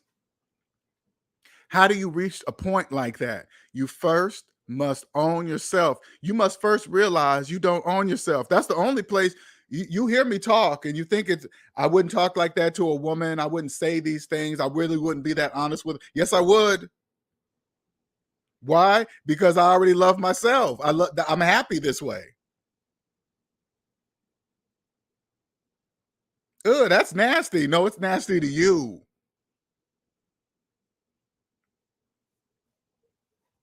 That's the worst too. It's like when there's guys out there that like sex as well, but they think everything they see on porn or on some podcast that only the women, only the nasty women do all that. The woman that sleeps with everybody and this and that. No, there are women that don't sleep with all the men that can do the exact same things those women can do, but they just don't do it to every man.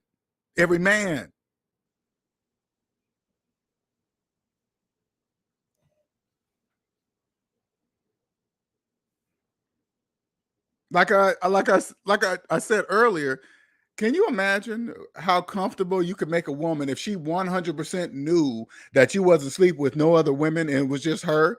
She would be totally comfortable.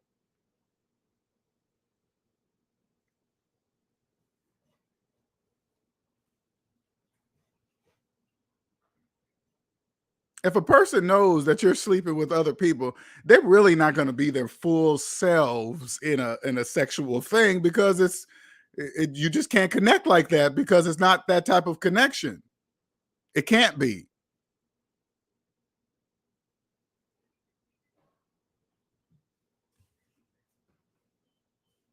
It's weird when you're young. When you're a young man, you got all this social media stuff. You think that's the way to go. That is so not true. Like when you look at here, because I always like to tell this because this is what happened to me when I was young, right? you you got these podcasts, you got these people. This is how you get women. This is how you get them, and blah blah blah. And this is how you get in the bed, get them in the bed. All this advice, right? But they all forget the main thing, the most important thing. Did the woman get hers?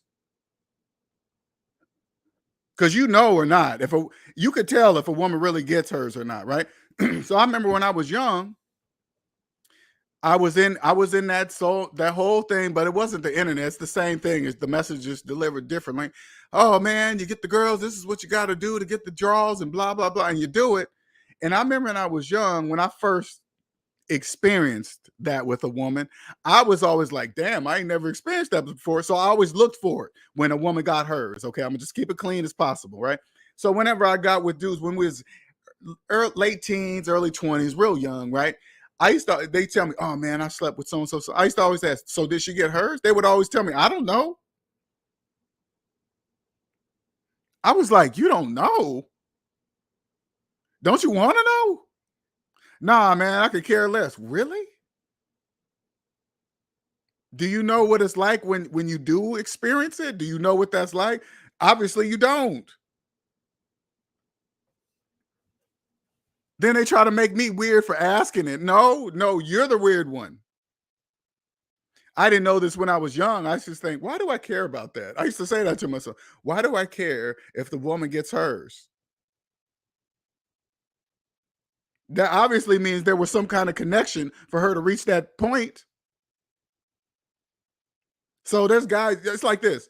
So there's guys that hit it and get done with it and have no idea if the woman enjoyed it, if she's just like, wow, that was amazing or whatever. Who knows? That's bananas to me. That's absolutely banana. It just blows my mind. It's like, really? Okay, whatever. And then there's guys like, oh, you punk ass pussy nigga, you want to know? Well, that's your perspective. I don't believe any of that. You're like this is what I want guys to understand. There's going to be guys like that that's going to say stuff like that. You punk ass pussy, you was probably raised by your mama and this and that. You turn to him and say, well, that's your perspective, but I don't believe anything that's coming out of your mouth. That's how you say it. And 9 times out of 10, like if another man is saying that to you, you say, are you making car payments? Because it's usually debt slaves that talk negative about another person. It's usually a debt slave. Exactly. Sexually, yep. Those red pill channels prey on sexually frustrated men or divorced. Sure do. Catch them while they catch you guys while you're in that perspective of life. Oh, she fucked around on me. Fuck all women and bitches. They're all this and that, and they're all this. And they terrorize you to take all your money. That's a perspective. Okay, you're stuck in it. Now, if you're a young man right now and you're in it and you're in one of these women bashing hate groups because the baby's mamas did this, I want you to ask yourself, how long have you been in that perspective of life? Now, I get it. If you're in a relationship, right, and you break up because she fucked around on you, you're gonna be mad for about a year. You probably tell your friends, fuck her, she's a bitch, this and that, blah, blah, blah, right? But after about a year, you should start being able to let that go.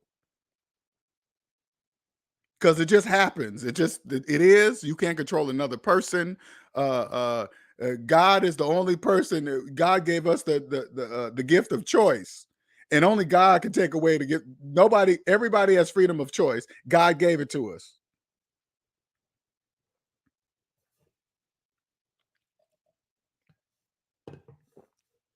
But if you're talking about this in groups 5 years later, you got to look in the mirror. You got a problem, man.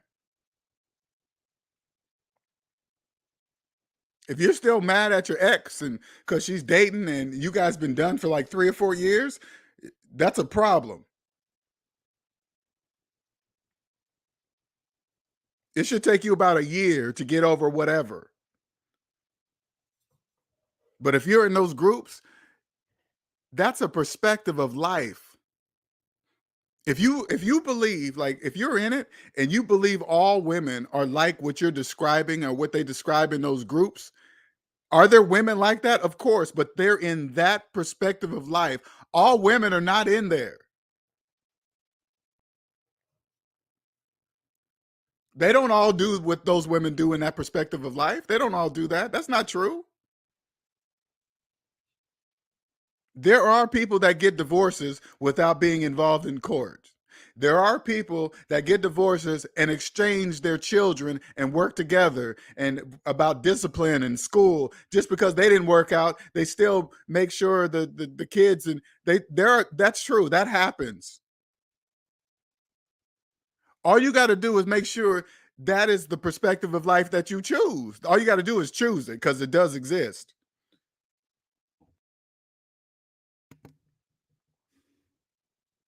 Oh, that's for sure. That's forever, Miss. That's for sure. But we all know that's part of the capitalism. That's all part of it. So Jacques says guys will go on 5-hour streams talking about women. They sure will.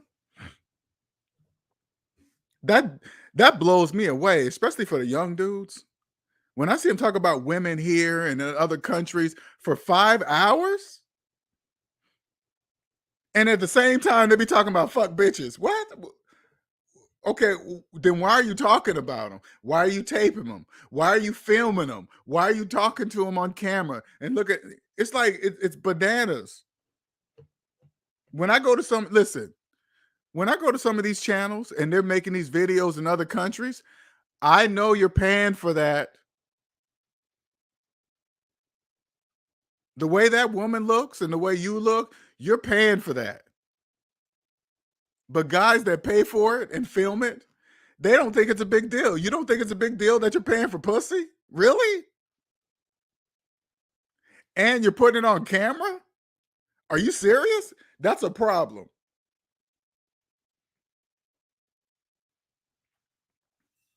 To each their own.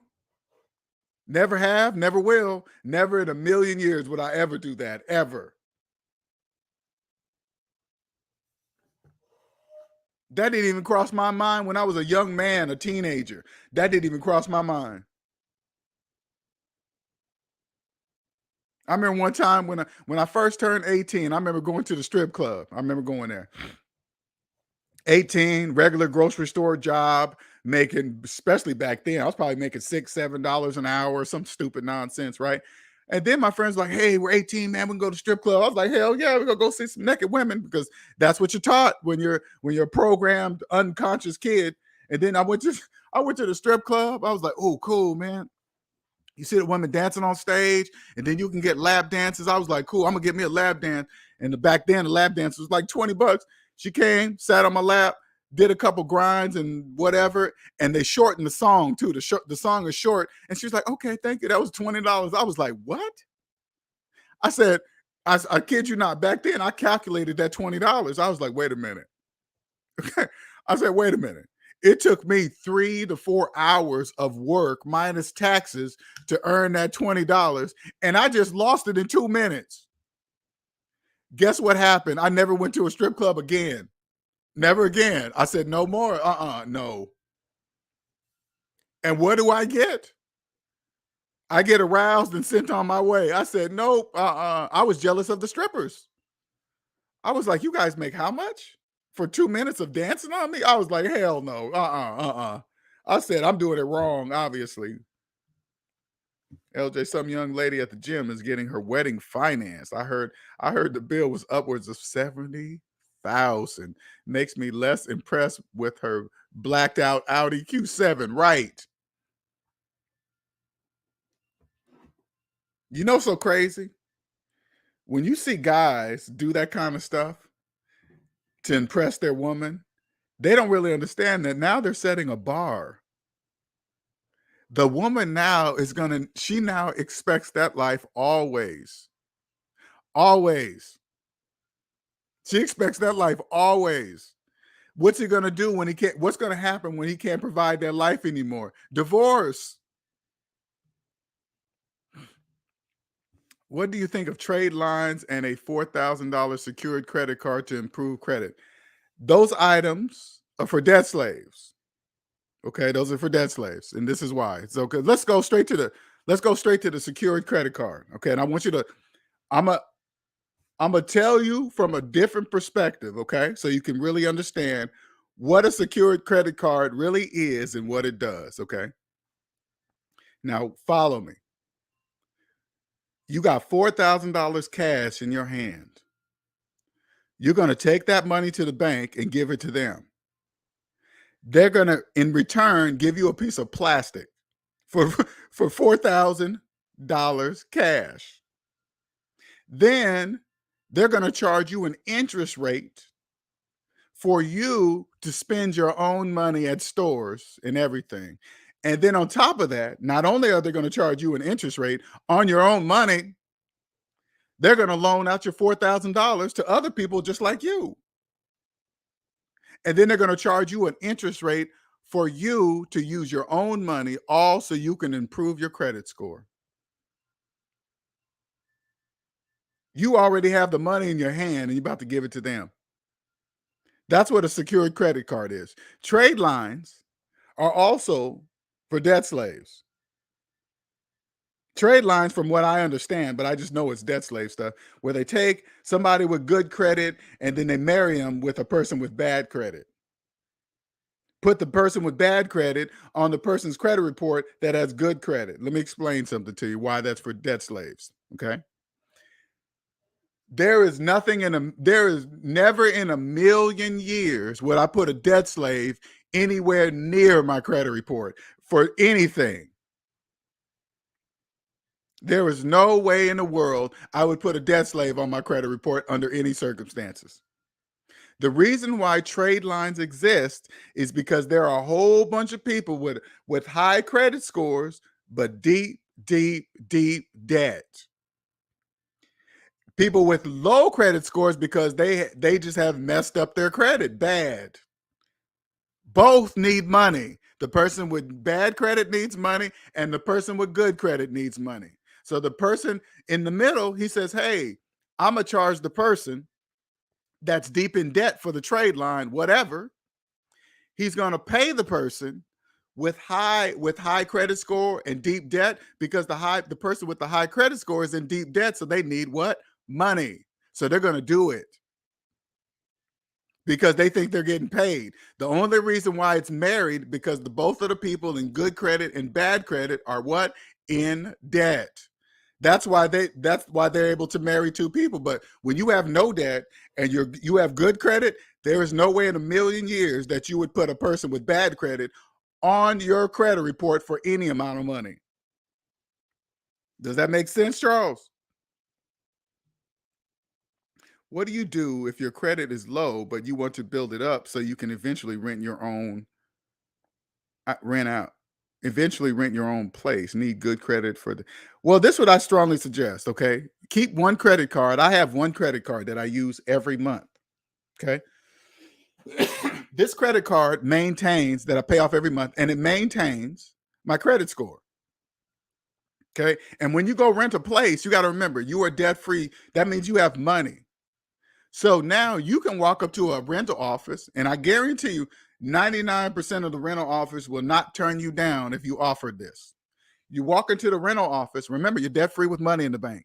You walk into the rental office and say, what kind of deal can I get if I pay you the whole year today?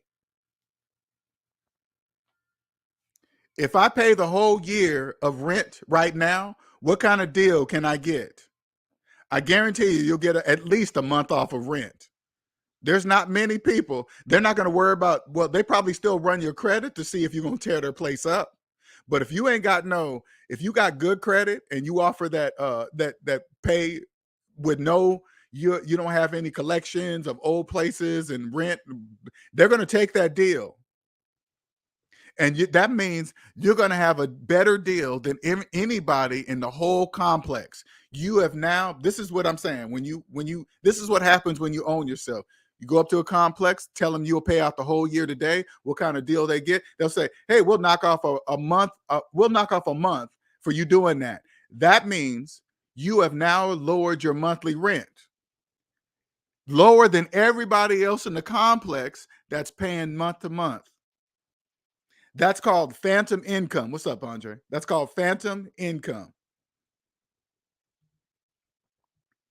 Getting too old for room. Well, having roommates really has nothing to do with the age. Maybe you're just ready for your own privacy. I made it. I made up in my mind at a very young age that I wasn't going to have roommates because I had when I first started. When you're young, they push get a roommate, get a roommate. So that's what I did. But unfortunately, I got a roommate from hell that didn't like to be clean. I was clean, he wasn't. So I couldn't have that. So I made up in my mind at a very young age that I didn't want to have roommates because I didn't want to be nobody's daddy. I didn't want that.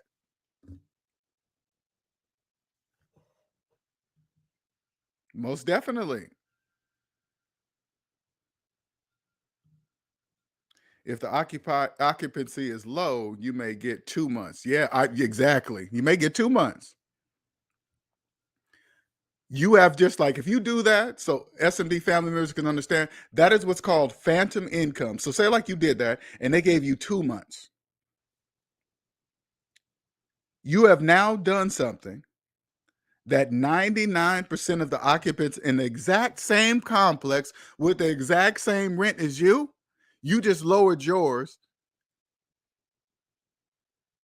You pay less rent than everybody else in the complex right now, and they don't even know it.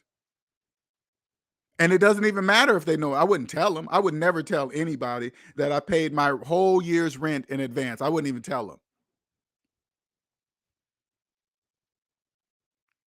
You just lowered your rent yourself. You did it. You didn't wait for the complex to do it. You didn't wait for the economy. You didn't do anything. You did it yourself. You lowered your rent. So now when you hear the people talking about, hey, stop throwing away your money on rent, and you know it's people with mortgages, they have no idea what they're talking about. You won't date people like that. You will date people that can pay their entire rent for a year because they know what it means. When you walk up to any, I'm telling you, you walk up to any apartment complex, you ask them, hey man, how many people pay out their whole lease in one day? How many people do that? They're going to say not many.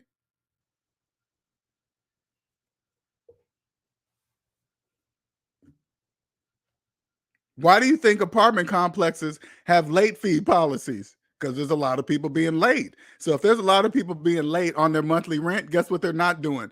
Paying their whole rent, their whole lease for a year. They're not doing that. Because listen, if you pay your whole rent, if you pay your entire lease for the year, you're never going to be late ever because it's paid. Can you imagine? You guys don't even understand the psychological effects of that, of removing monthly bills, because you're trained to believe paying bills monthly is normal. You think that's normal. You don't understand that when you don't have to think about a bill for a year, you guys have no idea what the relief. So you paid your entire lease for the year. You don't have to think about the monthly rent for entire year. You just set a alarm in your phone on a due. Hey, my year is almost up. I might have to repay another year. See what they offer. I bet you they're gonna give you the same offer.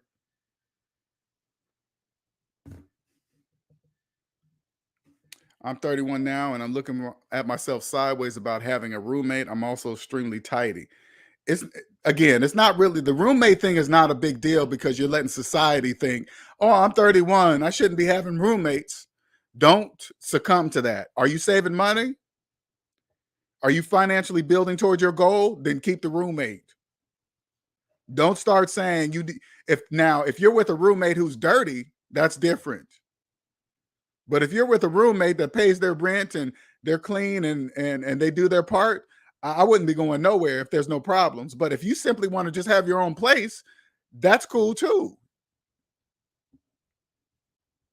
But if you're not, I don't know, did you say you're debt free, Jacquees? If you're not debt free, I wouldn't be making those kind of moves. Don't tell anyone in your family that you even make. Ain't that a shame, Gabriel? Ain't that crazy? Ironically, having money makes things cheaper. Sure does. This is what it is, Christopher, so you can understand. The price, and I want you to follow me here. The price of everything is psychological.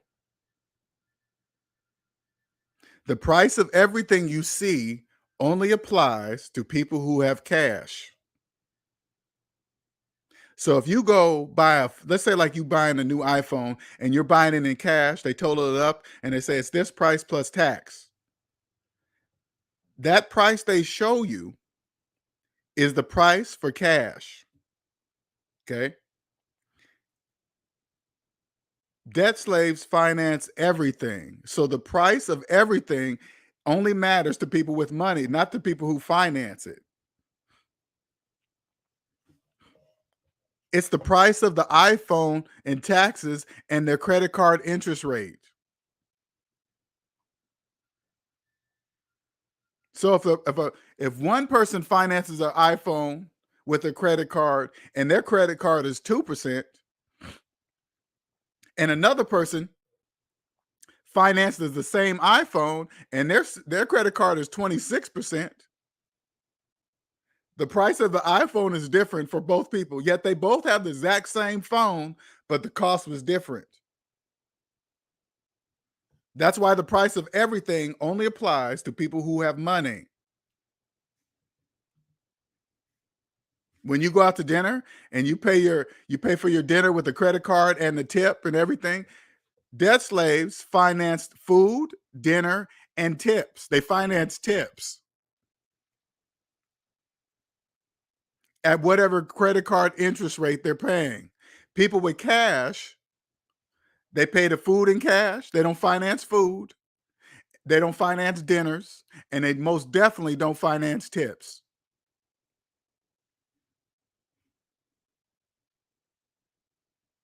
Because what they're really doing is paying the bank. When they pull out a credit card and finance the dinner and a tip, the credit card company saying, thank you for tipping me. You just gave the credit card company some money that they didn't even have to earn. Their rent is late because they live paycheck to paycheck. What would have been savings is loan payments, right? Now the real question is, pay a year rent up front or take a mortgage because you're building equity. Right. Right. People think that's even a comparison. Exactly. I'm a conscious debt slave. So I put it this way, Jacquees, I wouldn't make, if you're going to move and it's going to cost you more money and you're in debt, I wouldn't do that move. Okay. I would just wait. If you have the same feeling when you become debt free, cool, move wherever you want to move. But right now, if you're saving money by having a roommate, I would suggest keeping it that way, unless your conditions are horrible, right? Why are these guys having such a hard time with women? I don't understand. I don't either. You know what? Women just want a dude to be honest with them. Just be honest. And for the men, that's more for you. Just be honest with yourself. When it comes to women, just they want what they want. You want what you want. Just tell them, hey, I like this. You don't? Okay, cool. Thank you for your decision. Cool. We saved each other a lot of time.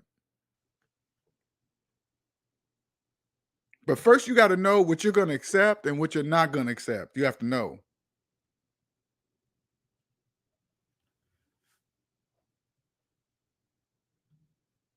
Mortgages are okay, but not paying it down as fast as possible is the problem. True. You can't have a mortgage, student loans, and credit card debt and car loans at the same time. Yes, you can, Andre. Millions of people do it every day. So you're wrong, buddy. You're wrong. Millions of people do it every single day. Pull it up on Google. You don't believe me? Pull it up on Google. You will see people with student loans, credit cards, car loans, and still own a house. So you're wrong, buddy. And Google proves it. So you're wrong, PCA. Think you're so smart. I could just ask ChatGPT or whatever that is, and they will tell me you're wrong too, buddy. And you're not smarter than AI. And if you say you are, obviously you're crazy. Obviously. Because nobody's smarter than AI. Nobody. Well, at least that's what I keep hearing on the news. Moving in with a buddy in a few weeks because the because uncle, who's an unconscious slave, has to sell condo he rents to me, ironically moving in with a buddy who's financing his condo. Oh, so you couldn't get that stopped, huh? Damn. If he's adamant about, well, it's his money, it's his condo, I guess. Shit. Because you said the condos, you said there's no mortgage on the condo, right? So I guess it's his money. I'm not gonna hate on him. I mean, I really wish you could have got him. Well, it counts. No, he wants all this money, because saying that would give you like a deal on it or something. So nah. I don't know. It just would have been nice. It would have been nice. I don't know how old your uncle is, but if he paid off his condo, it's his money. He wants to sell it, do what he wants with his money. It's fine to do it. You know. I don't know. People just, if you're retired, you do not want to have a mortgage or rent in retirement. You don't. I mean, that's the the biggest monthly expense is your mortgage and or rent. It's your biggest expense. By having a paid off condo or a house, you don't have that expense for the rest of your life. Hmm. Yeah, you're right. You're right, Andre. I get his business. I totally get it. He's gonna get his bread. It's just unfortunate. People don't really look for the long run, just like for the family, how to think about how could I help generationally, and I understand there's not going to be many people that understand that capitalism is psychological. It just doesn't happen. So hmm, he's probably got he's probably got to spend it on a boat, right? And hey, Andre, put a down payment on a boat too, because people will get that amount of cash. Somebody can get $300,000 in cash and go finance a new car. That's what debt slaves do. You guys do that. You guys, that's why it doesn't really matter. And young people, this. I really want you to pay attention, and this is important for you young people that haven't been thrown in the system yet.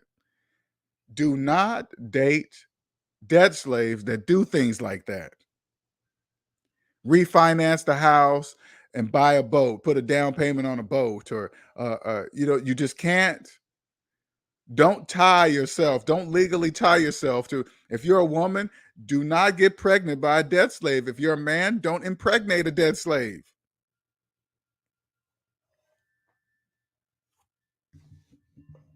You want your life to be different. You don't want to be part of a statistic about the color of somebody's skin, the way a woman looks, where she lives, where a man lives. I'm going to go to country, women are this way over there, and this and that. All of it's bullshit. All of it is. Check this out. Debt slaves live here, and then they think they're going to go, they're a debt slave, and they don't even know they're a debt slave in the United States of America. And then they think if they fly to another country, they're going to know the ways of another country and how dating life is over there, and they don't even know they're debt slaves here.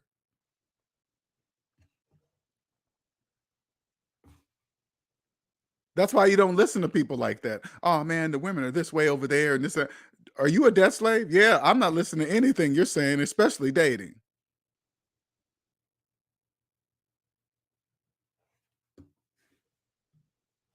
I wish I got I wish I got it too, but it was a money pit. Okay, I wouldn't have done what he did. He's still working, drives Uber. He was he was set because it was an inheritance, but got it. See, and so crazy. And this is unfortunate too. And I see this all the time. You drive through a nice neighborhood of houses that cost money, and then every now and then you'll see a house that's just not taken care of. Grass is overgrown, and the house is worth money. 9 times out of 10, that is a house that some parents pass down to their children, because the children, they don't know what it they don't not only do they not know what it means to have a paid off house in society, they don't know what it took to have a paid off house in society. So therefore, they let it go to shit. You think the banks don't know that? As soon as the bank sees something like that, they just reach out to them. Hey, check this out. You got a whole bunch of equity in this house. Do you want to pull out the equity and you guys can do this and that and whatever? And guess what the kids are going to do? They're going to take out the equity, therefore selling the house back to the bank. They don't care if they lose the house.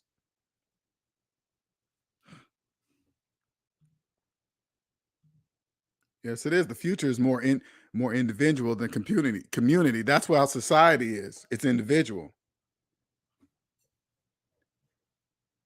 Fortunately, other cultures and families, they know the importance of family and community, teaching their family members generationally. Luckily, in some other cultures, this is naturally passed down.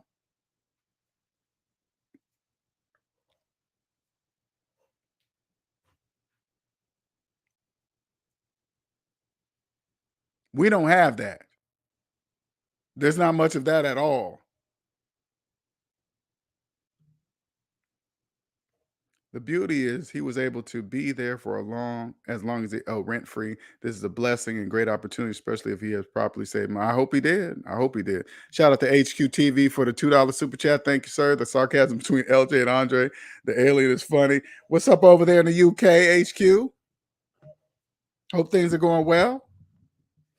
I'm glad I got my man HQ from the UK, so you guys can hear from the UK perspective that it's exactly the same.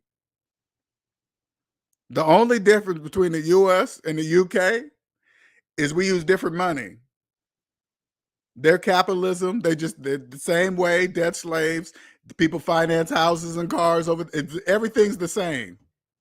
But of course they do it slightly different. You got to go over there, but the base is the same. Capitalism is psychological. They got taxes. Once you master taxes, et cetera, et cetera.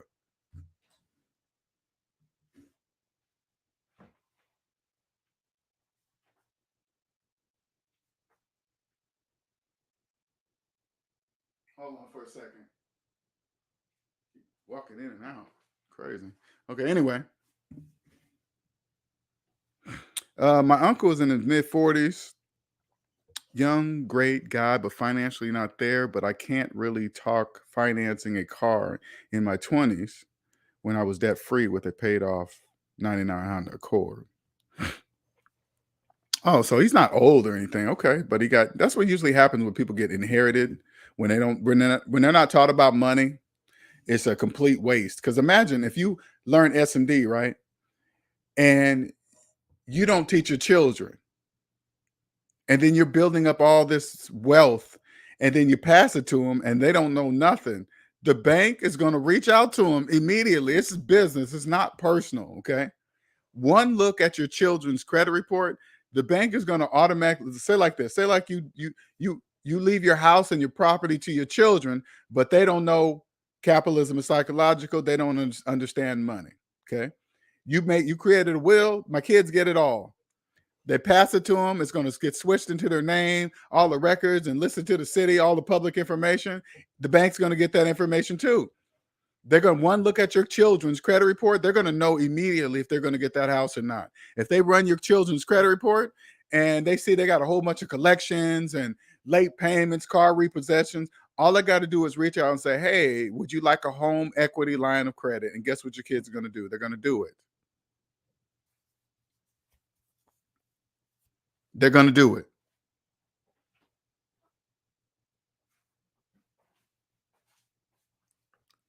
And now the house is gone forever. Two debt slaves dating is not a good thing, in my opinion. And even someone who has money should never date a debt slave. This is why I am a very happy single person who is a debt slave paying off debts. Thank you, Queen. I think about all my past relationships. Every single relationship I was a debt slave in a relationship with another debt slave. That's a fact. When I look at hindsight as 2020, now that I understand capitalism is psychological, I understand why my relationships didn't work. It wasn't all the other person's fault. A lot of that was my fault too. I'm not even talking about the emotional. I'm talking about the financial stuff. We were two debt slaves in a relationship that didn't know anything about money, nothing. I paid rent to my uncle and helped pay for repairs, so I lost out as well. Well, you had a place to live, so I wouldn't say you lost out. Try not to think you lost money because you had a roof over your head, so you didn't really lose. Okay, because there's no place you can live for free. That's why when people say, "Hey, man, you're throwing away money on rent," I'm like, you got to turn to them and say, "Do you know of a place where I could stay for free?" Stop throwing away money on rent. Okay, you tell me where I can live just like I'm living now. Where can I do this exact same thing for free?